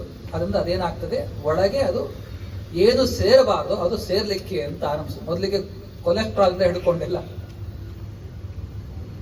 ಒಬ್ಬ ಮೆಡಿಕಲ್ ಸೈನ್ಸಿನ ತುಂಬಾ ಉತ್ತುಂಗದ ಆ ಸ್ಥಾನದಲ್ಲಿರ್ತಕ್ಕಂಥ ಒಬ್ಬ ವ್ಯಕ್ತಿ ಜರ್ಮನಿಯಲ್ಲಿ, ಅವನು ಹೇಳ್ತಾನೆ, WHO ಆಗಿ ಅವನು ಡೈರೆಕ್ಟರ್ ಇದ್ದಾನೆ. ಅವನು ಕೊಟ್ಟಿರ್ತಕ್ಕಂಥ ಸ್ಟೇಟ್ಮೆಂಟ್, ಎಲ್ಲ ರೀತಿಯಾಗಿರ್ತಕ್ಕಂಥ ಬಹಳ ದೊಡ್ಡ ದೊಡ್ಡ ರೋಗಗಳು ಅಂತಿದೆಯಲ್ಲ ಅದಕ್ಕೆಲ್ಲ ಮೂಲ ಕಾರಣ ಕೊಲೆಸ್ಟ್ರಾಲ್ ಅಂತ ಹೇಳ್ತಾರೆ. ಯಾವ ಅಂಗದಲ್ಲಿ ಹೋಗಿ ಕೊಲೆಸ್ಟ್ರಾಲ್ ಸೇರಿಬಿಡ್ತದೋ ಆ ಅಂಗ ಮತ್ತೆ ಅದು ಕಾರ್ಯ ಏನಾಗ್ತದೆ, ಅದು ಕಾರ್ಯ ಮಾಡೋದು ನಿಲ್ಲಿಸ್ತಾ ಬರುತ್ತೆ. ಹಾಗಿದ್ರೆ ಇದಕ್ಕೆಲ್ಲ ಕಾರಣ ನಾವೇ ಮಾಡಿಕೊಂಡಿರ್ತಕ್ಕಂಥ ಅದು ಕೆಲಸ ಕಾರ್ಯ ಸರಿಯಾಗಿ ಆಗ್ತಾ ಇಲ್ಲ. ಆದ್ರಿಂದ ಅಂಗಕ್ಕೆ ಎಕ್ಸಸೈಸ್ ಆಗ್ತಾ ಇಲ್ಲ, ಆದ್ರಿಂದ ನಾವು ನಮ್ಮ ಆಯಸ್ಸನ್ನು ನಾವೇ ಕಮ್ಮಿ ಮಾಡ್ಕೊಂತ ಇದ್ದೀವಿ. ಯಾಕೆ ಹೇಳಿದೆ ದೃಷ್ಟಾಂತ, ಹಿಂದಿನ ಜನ ಅದು ಬುದ್ಧಿವಂತರಲ್ಲ, ಈಗಿನ ಜನ ಬುದ್ಧಿವಂತರು ಅಂತ ಹೇಳೋದು ನಾನಂತೂ ಒಪ್ಪೋದಿಲ್ಲ. ಯಾಕೆ ಅಂತಂದ್ರೆ ಹಿಂದಿನ ಜನರು ಮಾಡಬಹುದಾಗಿರ್ತಕ್ಕಂಥ ಕೆಲಸದಲ್ಲಿ 50% ನಾವು ಮಾಡ್ತಾ ಇಲ್ಲ. ಇವತ್ತು 50% ಮಾಡ್ತಾ ಇಲ್ಲ. ಆದ್ರೆ ಮಾತ್ರ ಇವತ್ತೆಲ್ಲ ಮೆಡಿಕಲ್ ಅದೆಲ್ಲ ನಾವು ನೋಡಿ ಕಡೆಗೆ ಆರ್ಗ್ಯಾನಿಕ್ಗೆ ಮೊರೆ ಹೋಗ್ತಾ ಇತ್ತು. ಅದು ಶುದ್ಧವಾಗಿ ಹೇಗೆ ಬೆಳೆದಿರ್ತದೋ ಆಹಾರ ಧಾನ್ಯವನ್ನು ಸ್ವೀಕಾರ ಮಾಡಿದ್ರೆ ಆರೋಗ್ಯ ಬರುತ್ತೆ ಅಂತ ಹೇಳ್ತಾ ಇತ್ತು. ಹಾಗೆ ಹಿಂದಿನವ್ರು ಹಾಗಿದ್ರೆ ಅದನ್ನೇ ಸ್ವೀಕಾರ ಮಾಡ್ತಾ ಇದ್ರು. ಇವಾಗೆಲ್ಲ ಪ್ರೊಸೆಸ್, ಆ ಪ್ರೊಸೆಸ್ ಆದ್ಮೇಲೆ ನಾವು ಸ್ವೀಕಾರ ಮಾಡ್ತೀವಿ, ಅದನ್ನ ರೋಗ ಬರುತ್ತೆ. ಹಿಂದಿನ ಪೀಳಿಗೆಯವರು ಬುದ್ಧಿವಂತರು, ನಾವು ಬುದ್ಧಿವಂತರು. ಅವರು ಹಾಕಿಕೊಟ್ಟಿರ್ತಕ್ಕಂಥ ಪೂಜೆಯ ಸಂಪ್ರದಾಯಗಳು ಅದು ನಿಜವಾಗಲೂ ಕೂಡ ನಮ್ಗೆ ಒಳ್ಳೆಯದೋ ಕೆಟ್ಟದ್ದೋ ನೀವೇ ನಿರ್ಣಯ ಮಾಡ್ರಿ. ಹಾಗೆ ಬಹಳ ನಮ್ಮ ದೇಹಕ್ಕೂ ಒಳ್ಳೆಯದು, ನಮ್ಮ ಬುದ್ಧಿಗೂ ಆರೋಗ್ಯಕ್ಕೂ ಬಹಳ ಒಳ್ಳೆಯದು. ಅದರ ಮೇಲೆ ಆ ಭಗವಂತನ ಕುರಿತಾದ ಪೂಜೆ ಪುನಸ್ಕಾರಗಳು ನಮ್ಗೆ ಸದಾಕಾಲ ರಕ್ಷಣೆಯನ್ನು ಕೊಡುತ್ತದೆ. ನಮಗೇನಾದ್ರೂ ತೊಂದರೆ ಬಂದ್ರೆ ಜ್ಯೋತಿಷ್ಯರ ಹತ್ರ ಹೋಗ್ತೀವಿ, 2 ದಿನ 3 ದಿನ 4 ದಿನ 5 ದಿನ 6 ದಿನ 1 ವರ್ಷ 1.5 ವರ್ಷ ಆದ್ರೂ ಕೂಡ ನಮಗೆ ಜ್ಯೋತಿಷ್ಯರು ಹೇಳಿದ ಹಾಗೆ ಹೋಗಿ ತೋರಿಸ್ತೀವಿ, ಅವ್ರು ಇಂಥ ಗ್ರಹದಿಂದ ಇಂಥ ರೀತಿಯಾದ ಅನಿಷ್ಟ ಇದೆ ಅಂಥೇಳಿ ಆ ಗ್ರಹಗಳಿಗೆ ಶಾಂತಿಯನ್ನು ಮಾಡಬೇಕು ಅಂತ ಸೂಚನೆ ಮಾಡ್ತಾರೆ. ಅದಕ್ಕೆ ಹೋಮನೋ ಹವನನೋ ಅಥವಾ ವಿಶೇಷವಾಗಿ ಕುಜದೋಷ ಅಂತ ನಮಗೆ ಅದು ಕಾಮನ್ ಆಗಿ ಈಗೆಲ್ಲ ಹೇಳೋದು, ಕುಜದೋಷ ಇದೆ ಅಂತ. ಕುಜದೋಷ ಇದ್ರೆ ವಿವಾಹ ಸಂದರ್ಭದಲ್ಲಿ, ವಿವಾಹ ಆಗಲಿಕ್ಕೆ, ವಿವಾಹ ಆದ ಮೇಲೆ ಎಲ್ಲದಕ್ಕೂ ನಮಗೆ ಅನಿಷ್ಟವನ್ನು ಸೂಚನೆ ಮಾಡ್ತಾರೆ. ಅದಕ್ಕೆ ಕುಜದೋಷ ಪರಿಹಾರಕ್ಕೋಸ್ಕರ ಸುಬ್ರಹ್ಮಣ್ಯ ಸ್ವಾಮಿ ಆರಾಧನೆ ಮಾಡ್ರಿ, ಸರ್ಪಾರಾಧನೆ ಮಾಡ್ರಿ ಅಂತೆಲ್ಲ ನಮಗೆ ಜ್ಯೋತಿಷ್ಕರು ಹೇಳ್ತಾರೆ. ನಮ್ಮ ಪುಣ್ಯ, ನಮ್ಮ ಏರಿಯಾದಲ್ಲೇ ಇಲ್ಲಿ ಸುಬ್ರಹ್ಮಣ್ಯ ಸ್ವಾಮಿಯನ್ನು ಪ್ರತಿಷ್ಠಾಪನೆ ಮಾಡಿದ್ದಾರೆ. ಎಲ್ಲೆಲ್ಲೂ ಹೋಗೋದು ಬೇಕಾಗಿಲ್ಲ, ಇಲ್ಲಾಂದ್ರೆ ಕುಕ್ಕೆಗೆ ಹೋಗಬೇಕಾಗಿತ್ತು ಅಲ್ವಾ? ಅಲ್ಲಿ ಹೋಗಿ ಸುಬ್ರಹ್ಮಣ್ಯ ಸ್ವಾಮಿ ದರ್ಶನ ಮಾಡಿಕೊಂಡು ಅವನಿಗೆ ಅಭಿಷೇಕ ಹವನ ಇದೆಲ್ಲವನ್ನು ಮಾಡಿದ್ರೆ ಅನುಷ್ಠಾನ ಪರಿಹಾರ ಮಾಡ್ಕೋಬೇಕಾಯ್ತು. ಇವತ್ತು ನಮಗೆ ಹೋಗ್ಲಿಕ್ಕೆ ಸಮಯ ಇಲ್ಲ. ಇದನ್ನೆಲ್ಲ ಮನಗೊಂಡು ನಮ್ಮ ಏರಿಯಾದಲ್ಲೇ ಸುಬ್ರಹ್ಮಣ್ಯ ಸ್ವಾಮಿ ಬಂದು ಎಷ್ಟು ವರ್ಷ ಆಯ್ತು? 37 ವರ್ಷ ಆಯ್ತು. ಆ 37 ವರ್ಷದಿಂದ ಎಷ್ಟೆಷ್ಟು ಮನೆಯಲ್ಲಿ, ಎಷ್ಟೆಷ್ಟು ಜಾತಕಗಳಲ್ಲಿ ಇರ್ತಕ್ಕಂಥ ಕುಲದೋಷಗಳು ಅಥವಾ ಸರ್ಪದೋಷಗಳು ಪರಿಹಾರ ಆಗಿದೆಯೋ ಅದು ನಿಮ್ಮ ಅನುಭವಕ್ಕೆ ವೇದ್ಯವಾಗುತ್ತೆ. ನಿಮಗೆ ಅನುಭವಕ್ಕೆ ಬಂದಿದೆ, ನೀನು ಬೇರೆದು ಹೇಳೋದು ಬೇಕಾಗಿಲ್ಲ. ಯಾಕೆಂದ್ರೆ ಆ ಸರ್ಪದ ಹತ್ಯೆಯಿಂದ ಬರಬಹುದಾಗಿರ್ತಕ್ಕಂಥ ದೋಷಗಳು ಜನ್ಮಾಂತರದಲ್ಲಿ ಅದು ನಮಗೆ ಕುಜದೋಷ, ರಾಹುದೋಷ ಅಂತ ನಮಗೆ ಅದು ಜಾತಕದಲ್ಲಿ ಸೂಚನೆ ಮಾಡುತ್ತೆ. ನೋಡ್ರಿ, ಆ ಜಾತಕದಲ್ಲಿರ್ತಕ್ಕಂಥ ನವಗ್ರಹಗಳು ಕೂಡ ನಾವು ಮಾಡಿರ್ತಕ್ಕಂಥ ಕರ್ಮಗಳನ್ನು ತೋರಿಸ್ತಾವಷ್ಟೇ. ಅದು ಹೋಗಿ ನವಗ್ರಹಕ್ಕೆ ಬೈಬೇಡ್ರಿ ಮತ್ತೆ, ಆಯ್ತಾ? ಏನ್ ಹಿಂಗ್ ತೋರಿಸ್ತಾ ಇದ್ದಿ ನನಗೆ, ಹೆಂಗ ಅನಿಷ್ಟ ತೋರಿಸ್ತಾ ಇದ್ದಿ ಅಂತ ನವಗ್ರಹಕ್ಕೆ ಬೈಯೋದಲ್ಲ, ಮತ್ತೆ ನಮಗ್ ನಾವು ಬೈಕೋಬೇಕು. ಇದಕ್ಕೊಂದು ಮಹಾಭಾರತದ ಒಂದು ಕಥೆಯನ್ನು ಹೇಳಿ ನನ್ನ ಉಪನ್ಯಾಸವನ್ನು ಕೂಡ ಮುಗಿಸ್ತೀನಿ. ಆ ಸುಬ್ರಹ್ಮಣ್ಯ ಸ್ವಾಮಿ, ಅವನ ಮಹಿಮೆ ಎಂಥದ್ದು ಅದೆಲ್ಲವೂ ಕೂಡ ನಿರೂಪಣೆಯನ್ನು ಮಾಡಿಕೊಡ್ತಾರೆ. ಪ್ರತಿಯೊಬ್ಬ ಮನುಷ್ಯನಿಗೆ ಬರ್ತಕ್ಕಂತಹ ಕಷ್ಟಗಳು ಕೂಡ ಅದು ಹೊರಗಿಂದ ಬರೋದಿಲ್ಲ, ನಮ್ಮಿಂದಲೇ ಬರ್ತದೆ ಅಂತ. ಮಹಾಭಾರತದಲ್ಲಿ ಅನುಶಾಸನ ಪರ್ವ ಅಂತ ಒಂದು ಪರ್ವ ಇದೆ. ಅಲ್ಲಿ ಭೀಷ್ಮಾಚಾರ್ಯರು ತಾವು ಕೂಡ ಮರಣಶಯ್ಯೆ ಅರ್ಥಾತ್ ಶರಪಂಜರದ ಮೇಲೆ ಮಲ್ಕೊಂಡಿದ್ದಾಗ ಮತ್ತೆ ಧರ್ಮರಾಜ ಬರ್ತಾನೆ. ಅಪ್ಪ, ನಾನು ಯಾಕೋ ಪಾಪ ಮಾಡಿದೆ ಅಂತ. ಅವನು ಪಟ್ಟಾಭಿಷೇಕ ಆಗಿರುತ್ತೆ, ಅವಾಗ ಪಟ್ಟಾಭಿಷೇಕ ಆಗಿರುತ್ತೆ. ಎಲ್ಲಾ ಕೌರವರನ್ನ ಸಂಹಾರ ಮಾಡಿ ತಾನು ರಾಜ್ಯ ಲಕ್ಷ್ಮಿಯನ್ನು ಪಡೆದುಕೊಂಡಿರ್ತಾನೆ. ಆದ್ರೂ ಕೂಡ ಧರ್ಮರಾಜನಿಗೆ ಏನೋ ಒಂದು ಸಂದೇಹ. ಏನದು ಅಂತ ಕೇಳಿದ್ರೆ, ಆ ಇಷ್ಟೆಲ್ಲ ಜನರನ್ನ ಹತ್ಯೆ ಮಾಡಿ ಒಂದು ಸಿಂಹಾಸನ ಮೇಲೆ ಕೂತ್ಕೊಂಡಿದ್ದೀನಿ, ಇದು ಪಾಪ ತಾನೇ? ಇದು ದೊಡ್ಡ ಪಾಪ. ಇದು ಇವ್ರನ್ನೆಲ್ಲ ಸಂಹಾರ ಮಾಡಿ ನಾನು ಒಂದು ಸೀಟ್ ಮೇಲೆ ಕೂತ್ಕೊಳ್ಳಿಕ್ಕೆ ಇಷ್ಟು ಮಾಡಿಬಿಟ್ಟಲ್ಲ. ನಾನ್ ಸುಖವಾಗಿದ್ರೆ ಆ ಎಲ್ಲ ಜೀವಗಳು ಕೂಡ ವಿಲಿ ಅಂತ ಒದ್ದಾಡ್ತಾ ಇರ್ತದೆ, ಅದನ್ನ ನಮ್ಗೆ ಸುಖ ಆಗ್ಬೇಕೇನಾಗಿದೆ ಅಂತ ಒಂದು ಸಂದೇಹ ಬಂತು. ಆಗ ಭೀಷ್ಮಾಚಾರ ಹತ್ರ ಕೃಷ್ಣ ಪರಮಾತ್ಮ ಕರೆದುಕೊಂಡು ಹೋದ. ನಾ ಹೇಳೋದು ನಿನ್ಗೆ ಅರ್ಥ ಆಗೋದಿಲ್ಲ, ನಿಮ್ ಗುರುಗಳೊಬ್ಬರಿದ್ದ ನೋಡಲ್ಲಿ, ಇನ್ನೋ ಪ್ರಾಣವನ್ನು ಹಿಡ್ಕೊಂಡು ನಿಮ್ಗೆ ಉಪದೇಶ ಮಾಡೇ ಪ್ರಾಣ ಬಿಡಬೇಕು ಅಂತ ಕಾಯ್ತಾ ಇದ್ದಾರೆ. ಮಹಾನುಭಾವರಾದ ಭೀಷ್ಮಾಚಾರ ಅವ್ರ ಹತ್ರ ಕರ್ಕೊಂಡು ಹೋಗ್ತೀನಿ, ನಿನಗೆ ಉಪದೇಶ ಮಾಡ್ತಾರೆ. ಆ ಧರ್ಮರಾಜನಿಗೆ ಉಪದೇಶ ಮಾಡ್ತಾ ಒಂದು ಒಳ್ಳೆ ಕಥೆಯನ್ನು ಹೇಳ್ತಾರೆ. ಏನು ಕಥೆ? ಎಲ್ಲದಕ್ಕೂ ಏನು ಕಾರಣ? ನಮಗೆ ಬರ್ತಕ್ಕಂಥ ಕಷ್ಟಗಳು, ಅನಿಷ್ಟಗಳು, ಇದಕ್ಕೆಲ್ಲ ಯಾರು ಕಾರಣ ಅಂತ ಒಳ್ಳೆ ಕಥೆಯನ್ನು ಹೇಳ್ತಾರೆ. ಆ ಕಥೆ ಏನು ಅಂತಂದ್ರೆ, ಒಂದು ಕಾಡಿನ ಪ್ರದೇಶದಲ್ಲಿ ಒಬ್ಬ ಋಷಿ ಪತ್ನಿ ಇರ್ತಾರೆ. ಗಂಡ ಹೆಂಡತಿ ಇಬ್ರು ವಾಸ ಮಾಡ್ಕೊಂಡಿರ್ತಾರೆ. ಋಷಿಗಳಾಗಿದ್ದರೂ ಕೂಡ ಅವ್ರಿಗೆ ಎಷ್ಟು ವರ್ಷ ತಾವು ಕೂಡ ಅನೇಕ ರೀತಿಯಾಗಿರ್ತಕ್ಕಂಥ ವ್ರತಗಳನ್ನ ಮಾಡಿದ್ರು ಮಕ್ಕಳೇ ಆಗೋರಿಲ್ಲ. ವಿಶೇಷವಾಗಿ ಸುಬ್ರಹ್ಮಣ್ಯನ ಆರಾಧನೆ ಮಾಡ್ರಪ್ಪ, ಒಳ್ಳೆ ಸಂತಾನ ಆಗತ್ ನಿಮಗೆ ಅಂತ. ಈ ಸುಬ್ರಹ್ಮಣ್ಯ ಸ್ವಾಮಿ ಕೇವಲ ಕುಜದೋಷಾದಿಗಳನ್ನ ಪರಿಹಾರ ಮಾಡೋನಷ್ಟೇ ಅಲ್ಲ, ಉತ್ತಮವಾದ ಸಂತಾನವನ್ನು ಕೊಡ್ತಕ್ಕಂಥ ದೇವತೆ. ಅವನನ್ನ ಆರಾಧನೆ ಮಾಡಿದ್ದಕ್ಕೆ ಅವಳಿಗೆ ಉತ್ತಮ ಸಂತಾನ ಆಯ್ತದೆ, ಒಳ್ಳೆ. ಆದ್ರೆ ಮುದುಕರಾದ ಮೇಲೆ ಒಂದು ಕೂಸಾಯ್ತದೆ. ಇದು ಆಶ್ಚರ್ಯ ನೋಡಿ. ಸುಬ್ರಹ್ಮಣ್ಯ ಏನು ಮಾಡಬಲ್ಲ ಅಂತ ಅನ್ನೋದಕ್ಕೆ ಈ ಮಹಾಭಾರತವೇ ದೃಷ್ಟಾಂತ. ಆರಾಧನೆಯನ್ನ ಮಾಡಿದ್ದಕ್ಕೆ ಅಂತ ಮುಪ್ಪಿನ ಸಂದರ್ಭದಲ್ಲೂ ಕೂಡ ಒಂದೊಳ್ಳೆ ಗಂಡು ಸಂತತಿ ಆಯ್ತು. ಆ ಗಂಡು ಕೂಸಾಯ್ತು. ಆ ಕೂಸನ್ನ ನೋಡಿ ಅವಳಿಗೆ ಬಹಳ ತಂದೆ ತಾಯಿ ತುಂಬಾ ಸಂತೋಷ ಆಯ್ತು. ಒಂದ್ಸರ್ತಿ ಅದೇ ಕಾಡಿನ ಆಶ್ರಮ ಪರಿಸರ ಅವ್ರದ್ದು, ಅಲ್ಲಿ ಇಟ್ಕೊಂಡು ಬೆಳೆಸ್ತಾ ಇದ್ದಾಳೆ. 6 ತಿಂಗಳಾಯ್ತು ಆ ಕೂಸು. ಆ ಕೂಸನ್ನ ಒಂದ್ಸರ್ತಿ ತಾನೇನೋ ಮನೆಯಲ್ಲಿ ಒಂದು ಕಾರ್ಯ ಇದೆ ಅಂತ ಹೇಳಿ, ಅಡಿಗೆ ಮಾಡಬೇಕು ಅಂತ ಹೇಳಿ ಆ ಕೂಸನ್ನ ಮಲಗಿಸಿದ್ದಾಳೆ ಹೊರಗಡೆ ಮನೆಯ ಅಂಗಳದಲ್ಲಿ. ಮನೆಯೊಳಗೆ ಹೋಗಿ ಅವಳು ತಂತಾನು ಕೆಲಸ ಮಾಡ್ತಾ ಇದ್ದಾಳೆ. ಒಂದು ಸರ್ಪ ಬಂತು. ಆ ವಿಷ ಸರ್ಪ ಬಂದು ಆ ಕೂಸಿಗೆ ಕಚ್ಚಿಬಿಡ್ತು. ಆ ಕೂಸು ಮರಣ ಅಪ್ಪಿಬಿಟ್ಟಿದೆ. ಸಣ್ಣ ಹಸಿಗೂಸು, ಪಾಪ 6 ತಿಂಗಳು ಕೂಸು. ಇಷ್ಟೆಲ್ಲ ಸುಬ್ರಹ್ಮಣ್ಯ ಸ್ವಾಮಿ ಆರಾಧನೆಯನ್ನ ಮಾಡಿ ಕಡೆಗೆ ಆ ಕೂಸನ್ನ ಪಡೆದುಕೊಂಡಿದ್ದಾಳೆ. ಕಡೆಗೆ ಹಾವೇ ಕಚ್ಚಿ ಆ ಕೂಸು ಸತ್ತೋಯ್ತು. ಒಡೋ ಅಂತ ಅಳ್ತಾ ಇದ್ದಾಳೆ.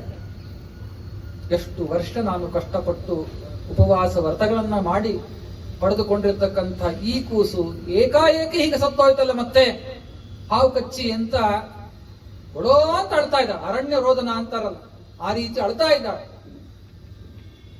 ಆಗ ಅಲ್ಲಿ ಯಾರಿಲ್ಲ ಮತ್ತೆ ಪರಿಸರದಲ್ಲಿ. ಒಬ್ಬ ಬೇಡ ಬಂದ, ಬೇಟೆಯನ್ನಾಡ್ತಕ್ಕಂಥ ವ್ಯಕ್ತಿ ಬೇಡ ಅಲ್ಲಿ ಬಂದ. ಅಮ್ಮ ಯಾಕೆ ಅಳ್ತಾ ಇದ್ದಮ್ಮ ನೀನು? ಇಷ್ಟು ಅಳ್ತಾ ಇದ್ದಲ್ಲ, ಏನ್ ಸಂಕಟ ನಿಂದು? ನೋಡಪ್ಪ, ಹಿಂಗೆ ಹಾವು ಕಚ್ಚಿಬಿಡ್ತು ನನ್ನ ಕೂಸಿಗೆ, ಆ ಕೂಸು ಸತ್ತು ಹೋಯ್ತು. ಅದಕ್ಕೇನು ಮಾಡ್ಬೇಕು? 1 ನಿಮಿಷ ಬಂದೆ ತಡೀರಿ ಅಂತ ಹೋದ. ಯಾವ ಹಾವು ಕಚ್ಚಿತ್ತೋ ಅದನ್ನ ಹಿಡ್ಕೊಂಬಂದ ಅವನು ಕೈನಿ. ಅಮ್ಮ, ನಿನ್ನ ಮಗುವಿಗೆ ಕಚ್ಚಿರ್ತಕ್ಕಂಥ ಹಾವಿದೆ, ಇನ್ ಏನ್ ಮಾಡ್ಲಿ ಹೇಳು ಅಂತ ಕೇಳ್ದ ಅವನು. ಬೇಡ, ಏನ್ ಮಾಡ್ಲಿ ಇದನ್ನ ಅಂತ ಕೇಳಿದ್ರೆ ಅದಕ್ಕೆ ಆ ತಾಯಿ, ಮಹತಾಯಿ ಏನ್ ಹೇಳ್ಬೇಕು ಮತ್ತೆ? ಅಪ್ಪ, ಏನೂ ಮಾಡ್ಬೇಡ, ಹಾಗೆ ಬಿಟ್ಬಿಡು ಅಂತ. ಇಂಥ ಒಳ್ಳೆ ಸಂಸ್ಕಾರಯುಕ್ತಳಾಗಿರ್ತಕ್ಕಂಥ ತಾಯಿ ಹೇಳ್ತಾಳೆ, ನಾವು ಜನ್ಮಾಂತರದಲ್ಲಿ ಯಾವ ಸರ್ಪಗಳನ್ನ ಹತ್ಯೆ ಮಾಡಿದ್ವೋ ಆ ಸರ್ಪದ ಹತ್ಯೆ ನಿಮಿತ್ತಕವಾಗಿ ಹುಟ್ಟಿರ್ತಕ್ಕಂಥ ಕೂಸು ಕೂಡ ಅದೇ ಸರ್ಪದಿಂದ ಕಚ್ಚಿ ಸತ್ತೋಯ್ತು.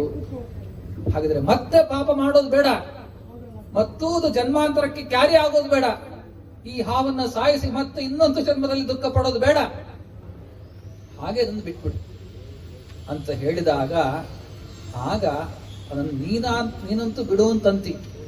ನನ್ನ ಕೆಲಸನೇ ಪ್ರಾಣಿಗಳನ್ನು ಕೊಲ್ಲೋದು, ಬೇಡ, ನಾ ಬಿಡೋದಿಲ್ಲ. ಆ ಸಣ್ಣ ಕೂಸು ನೋಡು ಪಾಪ ಹೆಂಗೆ ಅದು ಸತ್ತೋಗಿದೆ, ನೀನೆಂಥ ತಾಯಿ ಪಾಪ, ಹಿಂಗ ಅಳ್ತಾ ಇದ್ದಿ, ನಾ ಮಾತ್ರ ಬಿಡೋದಿಲ್ಲ ಅಂತೇಳಿ ಆ ಕುತ್ತಿಗೆ ಚೆನ್ನಾಗಿ ಹಿಸುಕ್ತಾ ಇದ್ದಾನ ಹಾವನ್ನ. ಅದಕ್ಕೆ ಮೂರ್ಛಾಕ್ರಾಂತವಾಗಿ ಬಿದ್ದಿದ್ದದು ಮತ್ತೆ ಹಾವು.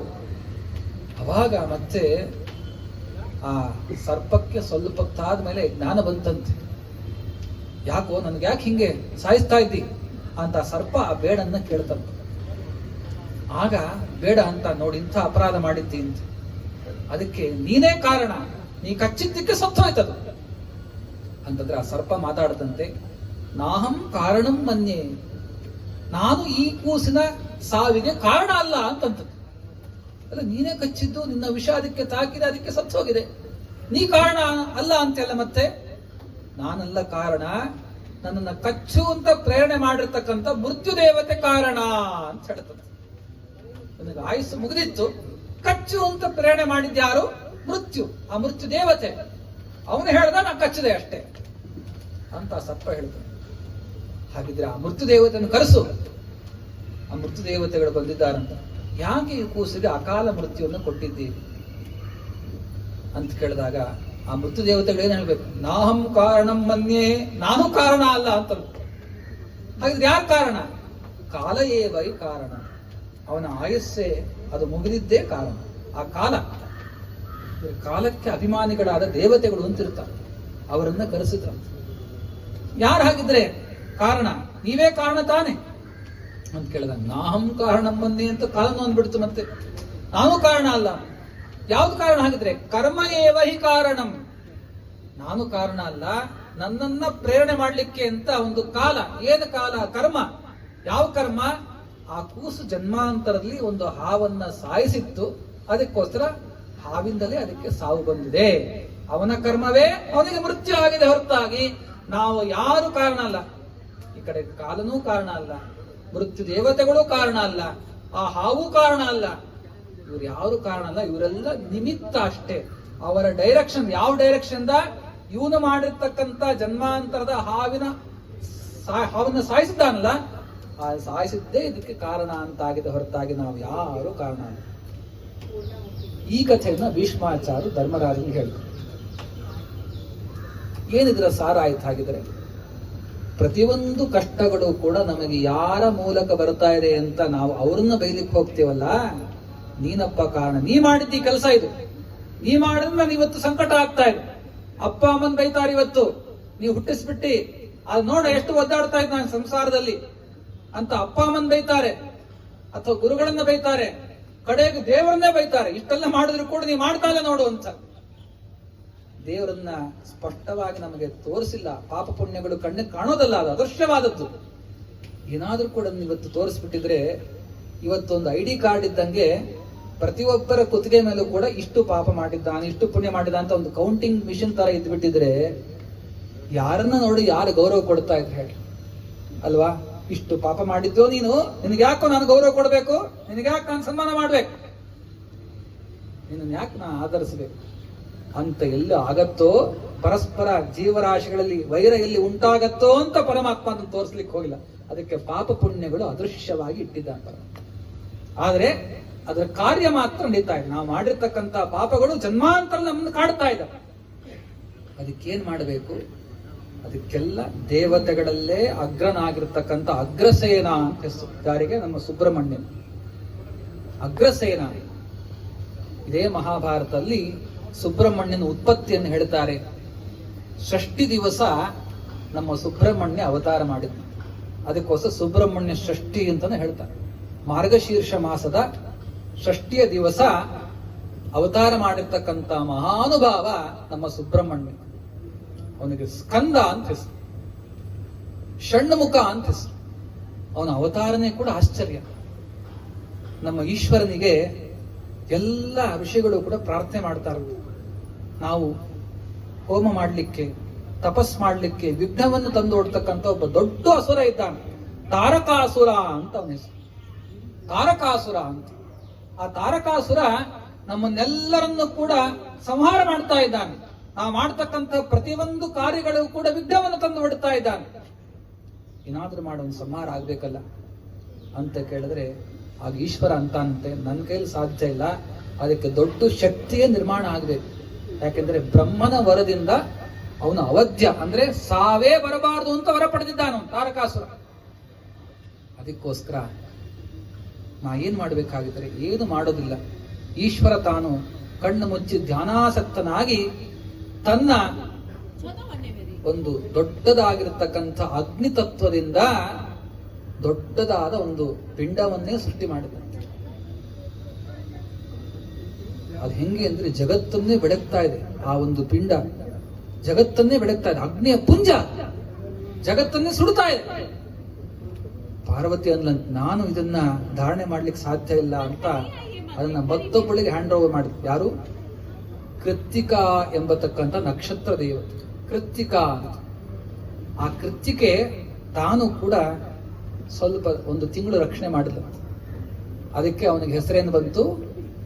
ಕಾರ್ತಿಕೇಯ ಅಂತ ಹೆಸರು ಬಂತು. ಸುಬ್ರಹ್ಮಣ್ಯ ಕೃತ್ತಿಕಾ ಎಂಬತಕ್ಕಂಥ ತಾಯಿಯಿಂದ ರಕ್ಷಣೆ ಮಾಡಲ್ಪಟ್ಟವನಾದ ಪ್ರಯುಕ್ತವಾಗಿ ಅವನಿಗೆ ಕಾರ್ತಿಕೇಯ ಅಂತ ಹೆಸರು. ಮುಂದೆ ಒಂದು ತಿಂಗಳಾದ ನಂತರದಲ್ಲಿ ಕೂಡ ವಿಶೇಷವಾಗಿ ಸ್ವಾಹ ಎಂಬತಕ್ಕಂಥ ಅಗ್ನಿಯ ಹೆಂಡತಿ ಅವಳು ರಕ್ಷಣೆಯನ್ನ ಮಾಡ್ತಾ ಇದ್ದ. ಆ ಸ್ವಾಹ ಎಂಬತಕ್ಕಂಥವಳು ಎಲ್ಲಾ ದೇವತೆಗಳು ನಾವೇನೋ ಕೂಡ ಆಹುತಿಯನ್ನು ಕೊಡ್ಬೇಕಾದ್ರೆ ಸ್ವಾಹ ಅಂತಂತೀವಲ್ಲ, ಎಲ್ಲ ಆಹುತಿಯನ್ನು ಹೊತ್ತವಳು ಸ್ಕಂದೆ ಅಂತ ಹೆಸರು ಅವಳಿಗೆ. ಆ ಸ್ಕಂದೆಯ ಪುತ್ರನಾದ ಪ್ರಯುಕ್ತವಾಗಿ ಅವಳಿಂದ ರಕ್ಷಣೆಯನ್ನು ಮಾಡಲ್ಪಟ್ಟಿರ್ತಕ್ಕಂಥ ಇವನಿಗೆ ಸ್ಕಂದ ಅಂತಾನೆ ಹೆಸರು. ಮುಂದೆ ಅಷ್ಟಲ್ಲದೆ ಮತ್ತೆ ಸ್ವಧಾ ಎಂಬತಕ್ಕಂಥ ತಾಯಿ, ಅದು ಅಗ್ನಿ ಇನ್ನೊಬ್ಬ ಹೆಂಡತಿ. ಅವಳಲ್ಲೂ ಕೂಡ ಒಂದು ತಿಂಗಳು ಬೆಳೆದಂತೆ. ಆ ಬೆಳೆದಿದ್ದಕ್ಕೆ ತಾನು ಸ್ವಧಾಗ್ರಜ ಅಂತ ಹೆಸರು ಬಂತು ಸುಬ್ರಹ್ಮಣ್ಯ. ಇಷ್ಟಲ್ಲದೆ ಮತ್ತೆ ಅವನು ಸೇನಾ ಎಂಬತಕ್ಕಂತಹ ಅಷ್ಟದಿಕ್ಪಾಲಕರ ಪತ್ನಿ, ಅವಳಲ್ಲಿ ಬೆಳೆದಿದ್ದಕ್ಕೆ ಸೇನಾಗ್ರಜ ಅಥವಾ ಸೇನಾಧಿಪತಿ ಅಂತ ಕೂಡ ಹೆಸರು. ಇಷ್ಟಲ್ಲದೆ ಕಡೆಗೆ ಮತ್ತೆ ಪಾರ್ವತಿ ತಾನು ಕೂಡ ಸ್ವೀಕಾರವನ್ನ ಮಾಡಿದ್ದಾಳು. ಮತ್ತೆ ಸ್ವೀಕಾರ ಮಾಡಿ ಅವನನ್ನ ರಕ್ಷಣೆ ಮಾಡಲಿ. ರಕ್ಷಣೆಯನ್ನ ಮಾಡಿದ್ದಕ್ಕೆ ಮತ್ತೆ ಅವನಿಗೆ ಪರ್ವತಾಗ್ರಜ ಅಂತ ಕೂಡ ಹೆಸರು. ಪರ್ವತರಾಜನ ಮಗಳು ಪಾರ್ವತಿ, ಪಾರ್ವತಿಯ ಮಗನಾದ ಪ್ರಯುಕ್ತ ಪರ್ವತಾಗ್ರಜ ಅಂತ ಹೆಸರು. ಹೀಗೆ ಇಷ್ಟೆಲ್ಲ ಹೆಸರು ವಿಶೇಷವಾಗಿ ಮಹಾಭಾರತವನ್ನು ಸೂಚಿಸಿ. ಇಷ್ಟೇ ಹೆಸರು ತಿಳ್ಕೊಬೇಡ್ರಿ. ಮಹಾಭಾರತ ವನಪರವನ್ನು ತೆಗೆದು ನೀವು ನೋಡಿದ್ರೆ ಆ ಸುಬ್ರಹ್ಮಣ್ಯನಿಗೆ ಏನಿಲ್ಲ ಅಂತಂದ್ರೂ ಕೂಡ ಒಂದು 108 ಹೆಸರುಗಳು ನಮಗೆ ಕಾಣುತ್ತವೆ. 108 ಹೆಸರುಗಳು. ಇಷ್ಟೆಲ್ಲ ಅಷ್ಟೋತ್ತರ ಶತ ನಾಮಗಳನ್ನು ಉಳಿತಕ್ಕಂಥ ಮಹಾಮಹಿಮ. ಅವನ ಅವತಾರ ಮಾಡಿದ್ದಕ್ಕೇನೆ ಬ್ರಹ್ಮ ತಾನು ಬಂದು ತನ್ನ ಇಡೀ ದೇವತೆಗಳ ಸೈನ್ಯಕ್ಕೆ ನೀನೇ ಅಧಿಪತಿ ಆಗು ಅಂತ ಅವನ್ನ ಪಟ್ಟಾಭಿಷೇಕ ಮಾಡಿ. ಅಷ್ಟೇ ಅಲ್ಲ, ಇಡೀ ಜಗತ್ತಿನ ಅಷ್ಟದಿಕ್ಪಾಲಕರನ್ನ ನೀನು ನಿಯಮನ ಮಾಡು, ಹೊತ್ತುಕೋ, ನೀನು ಅವರೆಲ್ಲರಿಗೂ ಡೈರೆಕ್ಷನ್ ತೋರಿಸು ಅಂಥೇಳಿ ಅವನಿಗೆ ನೇಮಿಸಿದ್ದಕ್ಕೆ ಅವನಿಗೆ ವಿಶೇಷವಾಗಿ ಇಡೀ ದೇವಲೋಕಕ್ಕೆ ದೇವಸೇನಾ ಅಂತ, ದೇವತೆಗಳ ಸೈನ್ಯಕ್ಕೆ ಅಧಿಪತಿಯಾದ ಪ್ರಯುಕ್ತವಾಗಿ ನಿಜವಾದ ದೇವಸೇನಾಧಿಪ ಅಂತ ಹೆಸರು. ಇಂಥ ಮಹಾಮಹಿಮ ನಮ್ಮ ಸುಬ್ರಹ್ಮಣ್ಯ. ಆ ಕೂಸಿಗೆ ಮತ್ತೆ ಆಟ ಆಡ್ಲಿಕ್ಕೆ ಏನ್ ಕೊಡ್ಬೇಕು? ನಾವೆಲ್ಲ ಆಟಿಕೆಗಳು ಕೊಡ್ತೀವಿ, ಮತ್ತೇನೋ ಒಂದು ಆಟದ ಸಾಮಾನು ಕೊಡ್ತೀವಿ. ಬ್ರಹ್ಮ ಅವನಿಗೆ ಕೊಟ್ಟಿದ್ದು ಯಾವುದು? ಸರ್ಪಗಳನ್ನ. ಆ ಸರ್ಪಗಳ ಜೊತೆನೇ ಆಟ ಆಡ್ತಾ ತಾನು ಕೂಡ ಆ ಕದ್ರುವಿನ ಮಕ್ಕಳು, ಕದ್ರು ಎಂಬತಕ್ಕಂಥ ಕಶ್ಯಪರ ಹೆಂಡತಿ, ಕಶ್ಯಪ ಋಷಿಗಳ ಹೆಂಡತಿ, ಆ ಕದ್ರುವಿನ ಸಂತತಿಗಳೇ ಅನೇಕ ಸರ್ಪಗಳು, 9 ವಿಧವಾದ ನಾಗಗಳು. ಅದ್ರ ಜೊತೆಗೆ ಆಟವನ್ನ ಆಡ್ತಾ ಆಡ್ತಾ ಆಡ್ತಾ ಬೆಳೆದಂತೆ. ಅದಕ್ಕೋಸ್ಕರ ನಮ್ಗೇನಾದ್ರೂ ಕೂಡ ಸರ್ಪದ ದೋಷ ಇದ್ರೆ ಯಾರನ್ನ ಆರಾಧನೆ ಮಾಡಬೇಕು ಅಂದ್ರೆ ಸುಬ್ರಹ್ಮಣ್ಯನ್ನ ಆರಾಧನೆ ಮಾಡಿದಾಗ ಸರ್ಪಗಳಿಗೆಲ್ಲರಿಗೂ ಕೂಡ ಶಾಂತಿ ಆಗ್ತದೆ, ಪ್ರೀತಿ ಆಗ್ತದೆ. ಇಷ್ಟೆಲ್ಲ ಕಾರಣಕ್ಕೋಸ್ಕರವಾಗಿ ನಾವು ಸುಬ್ರಹ್ಮಣ್ಯನ್ನ ಶೇಷನ ಮೂಲಕನೂ ಕೂಡ ಆರಾಧನೆ ಮಾಡ್ತೀವಿ, ನಾಗಗಳ ಮೂಲಕ ಆರಾಧನೆ ಮಾಡ್ತೀವಿ. ಅವನಿಗೆ ವಿಷ್ಣು ತಾನು ನವಿಲನ್ನ ಕೊಟ್ಟಂತೆ. ನಿಂಗೆ ಓಡಾಡ್ಲಿಕ್ಕೆ ಸೇನಾಧಿಪತಿ ಆಗಿದ್ದಿ, ನಿನಗೆಲ್ಲ ಬೇಗ ಓಡಾಡ್ಬೇಕು, ಯಾರು ನಿನ್ನ ಆರಾಧನೆ ಮಾಡ್ತಾರೋ ಒಳ್ಳೆ ಬುದ್ಧಿ ಅವರಿಗೆ ಚುರುಕಾಗಬೇಕು ಅಂಥೇಳಿ ಅವನಿಗೆ ನವಿಲಿನ ವಾಹನವನ್ನ ಕೊಟ್ಟಿದ್ದಕ್ಕೆ ಮತ್ತೆ ನಿತ್ಯದಲ್ಲೂ ಕೂಡ ನವಿಲಿನ ಮೇಲೆ ಕೂತ್ಕೊಂಡು ಸರ್ಪಗಳ ಜೊತೆಗೆ ತಾನು ಸಂಚಾರವನ್ನ ಮಾಡ್ತಾ ಎಲ್ಲಿ ಭಕ್ತರು ಕರೀತಾರೋ ಅಲ್ಲಿ ಬಂದು ಅವರೆಲ್ಲರ ಕಷ್ಟ ಕಾರ್ಪಣ್ಯಗಳನ್ನು ಕೂಡ ಕಳೀತಾ ಅನುಗ್ರಹವನ್ನ ಮಾಡ್ತಕ್ಕಂಥ, ಯಾರ್ಯಾರಿಗೆ ವಿಘ್ನಗಳು ಬರ್ತಾ ಇದೆ ಸಂಸಾರದಲ್ಲಿ, ಏನೇನು ಕಷ್ಟಗಳು ಬರ್ತಾ ಇದೆ, ದುಷ್ಟರಿಂದ ನಮಗೆ ಕಷ್ಟಗಳು ಬರ್ತಾ ಇದೆ ಅಂತಂದ್ರೆ ದುಷ್ಟರಿಗೆಲ್ಲ ಕುತ್ಸಿತರು ಅಂತ ಹೆಸರು. ಕುತ್ಸಿತರು, ಕುತ್ಸಿತ ಸ್ವಭಾವ ಉಳ್ಳವರು, ಕುಬುದ್ಧಿ ಉಳ್ಳವರು, ಅವರೆಲ್ಲರಿಗೂ ಕು ಅಂತ ಹೆಸರು. ಅವರನ್ನ ಸಂಹಾರ ಮಾಡಿ ನಮ್ಗೆ ಒಳ್ಳೆ ರೀತಿಯಾಗಿರ್ತಕ್ಕಂಥ ಅನುಗ್ರಹವನ್ನು ಮಾಡ್ತಕ್ಕಂಥ ಸುಬ್ರಹ್ಮಣ್ಯನಿಗೆ ಕುಮಾರ ಅಂತ ಹೆಸರು. ಕುತ್ಸಿತರಾದ ದುಷ್ಟ ಜನರನ್ನ ಮಾರಯತಿ, ಸಂಹಾರವನ್ನ ಮಾಡ್ತಾನೆ, ಅವರನ್ನೆಲ್ಲರನ್ನು ನಮ್ಮಿಂದ ದೂರ ಸರಿಸ್ತಾನಾದ್ರಿಂದ ಅವನಿಗೆ ಕುಮಾರ ಅಂತ ಹೆಸರು. ಬಹಳ ಸಮಯ ಆಯಿತು, ಇಷ್ಟೇ ಹೆಸರಿಗೆ ನಿಲ್ಲಿಸ್ತೀನಿ. ಇಂಥ ಅದ್ಭುತವಾದ ಸನ್ನಿಧಾನ 37 ವರ್ಷದಿಂದ ನಮ್ಮ ಸ್ವಾಮಿಲಿ ರಾರಾಜಮಾನ ಆಗಿದ್ದಾನೆ. ನಿಜವಾಗಲೂ ಕೂಡ ಇದು ಕೋರಮಂಗಳ ಅಂತಾನೆ ಆಯ್ತು. ಕೋರಮಂಗಳ, ನಾವೆಲ್ಲರೂ ಕೂಡ ಮಂಗಳವನ್ನ ಕೋರಬೇಕು. ಯಾರ ಮೂಲಕ? ನಮ್ಮ ಕ್ಷೇತ್ರದ ಅಧಿಪತಿಯಾಗಿರ್ತಕ್ಕಂಥ ಸುಬ್ರಹ್ಮಣ್ಯ ಸ್ವಾಮಿಯ ಮೂಲಕ ನಮ್ಮೆಲ್ಲರಿಗೂ ಕೂಡ ಮಂಗಳವನ್ನು ಉಂಟು ಮಾಡುವಂತ. ಯಾಕೆಂದ್ರೆ ಮಂಗಳ ಗ್ರಹವನ್ನ ನೇಮಿಸ್ತಕ್ಕಂಥ ಸ್ವಾಮಿಯೇ ಸುಬ್ರಹ್ಮಣ್ಯ. ಆದ್ರಿಂದ ನಮ್ಮೆಲ್ಲರಿಗೂ ಮಂಗಳ ಆಗಬೇಕು ಅಂತಂದ್ರೆ, ಒಳ್ಳೇದಾಗಬೇಕು ಅಂದ್ರೆ ನಾವ್ ಇವತ್ತಿಂದ ಸಂಕಲ್ಪ ಮಾಡ್ಬೇಕು. ಇದು 37 ವರ್ಷ ಅಷ್ಟೇ ಅಲ್ಲ, ಪ್ರತಿಯೊಬ್ಬರೂ ಕೂಡ ಇನ್ನು ಮುಂದೆ ಯುವ ಪೀಳಿಗೆಯೂ ಕೂಡ ಸಂಕಲ್ಪ ಮಾಡಬೇಕು.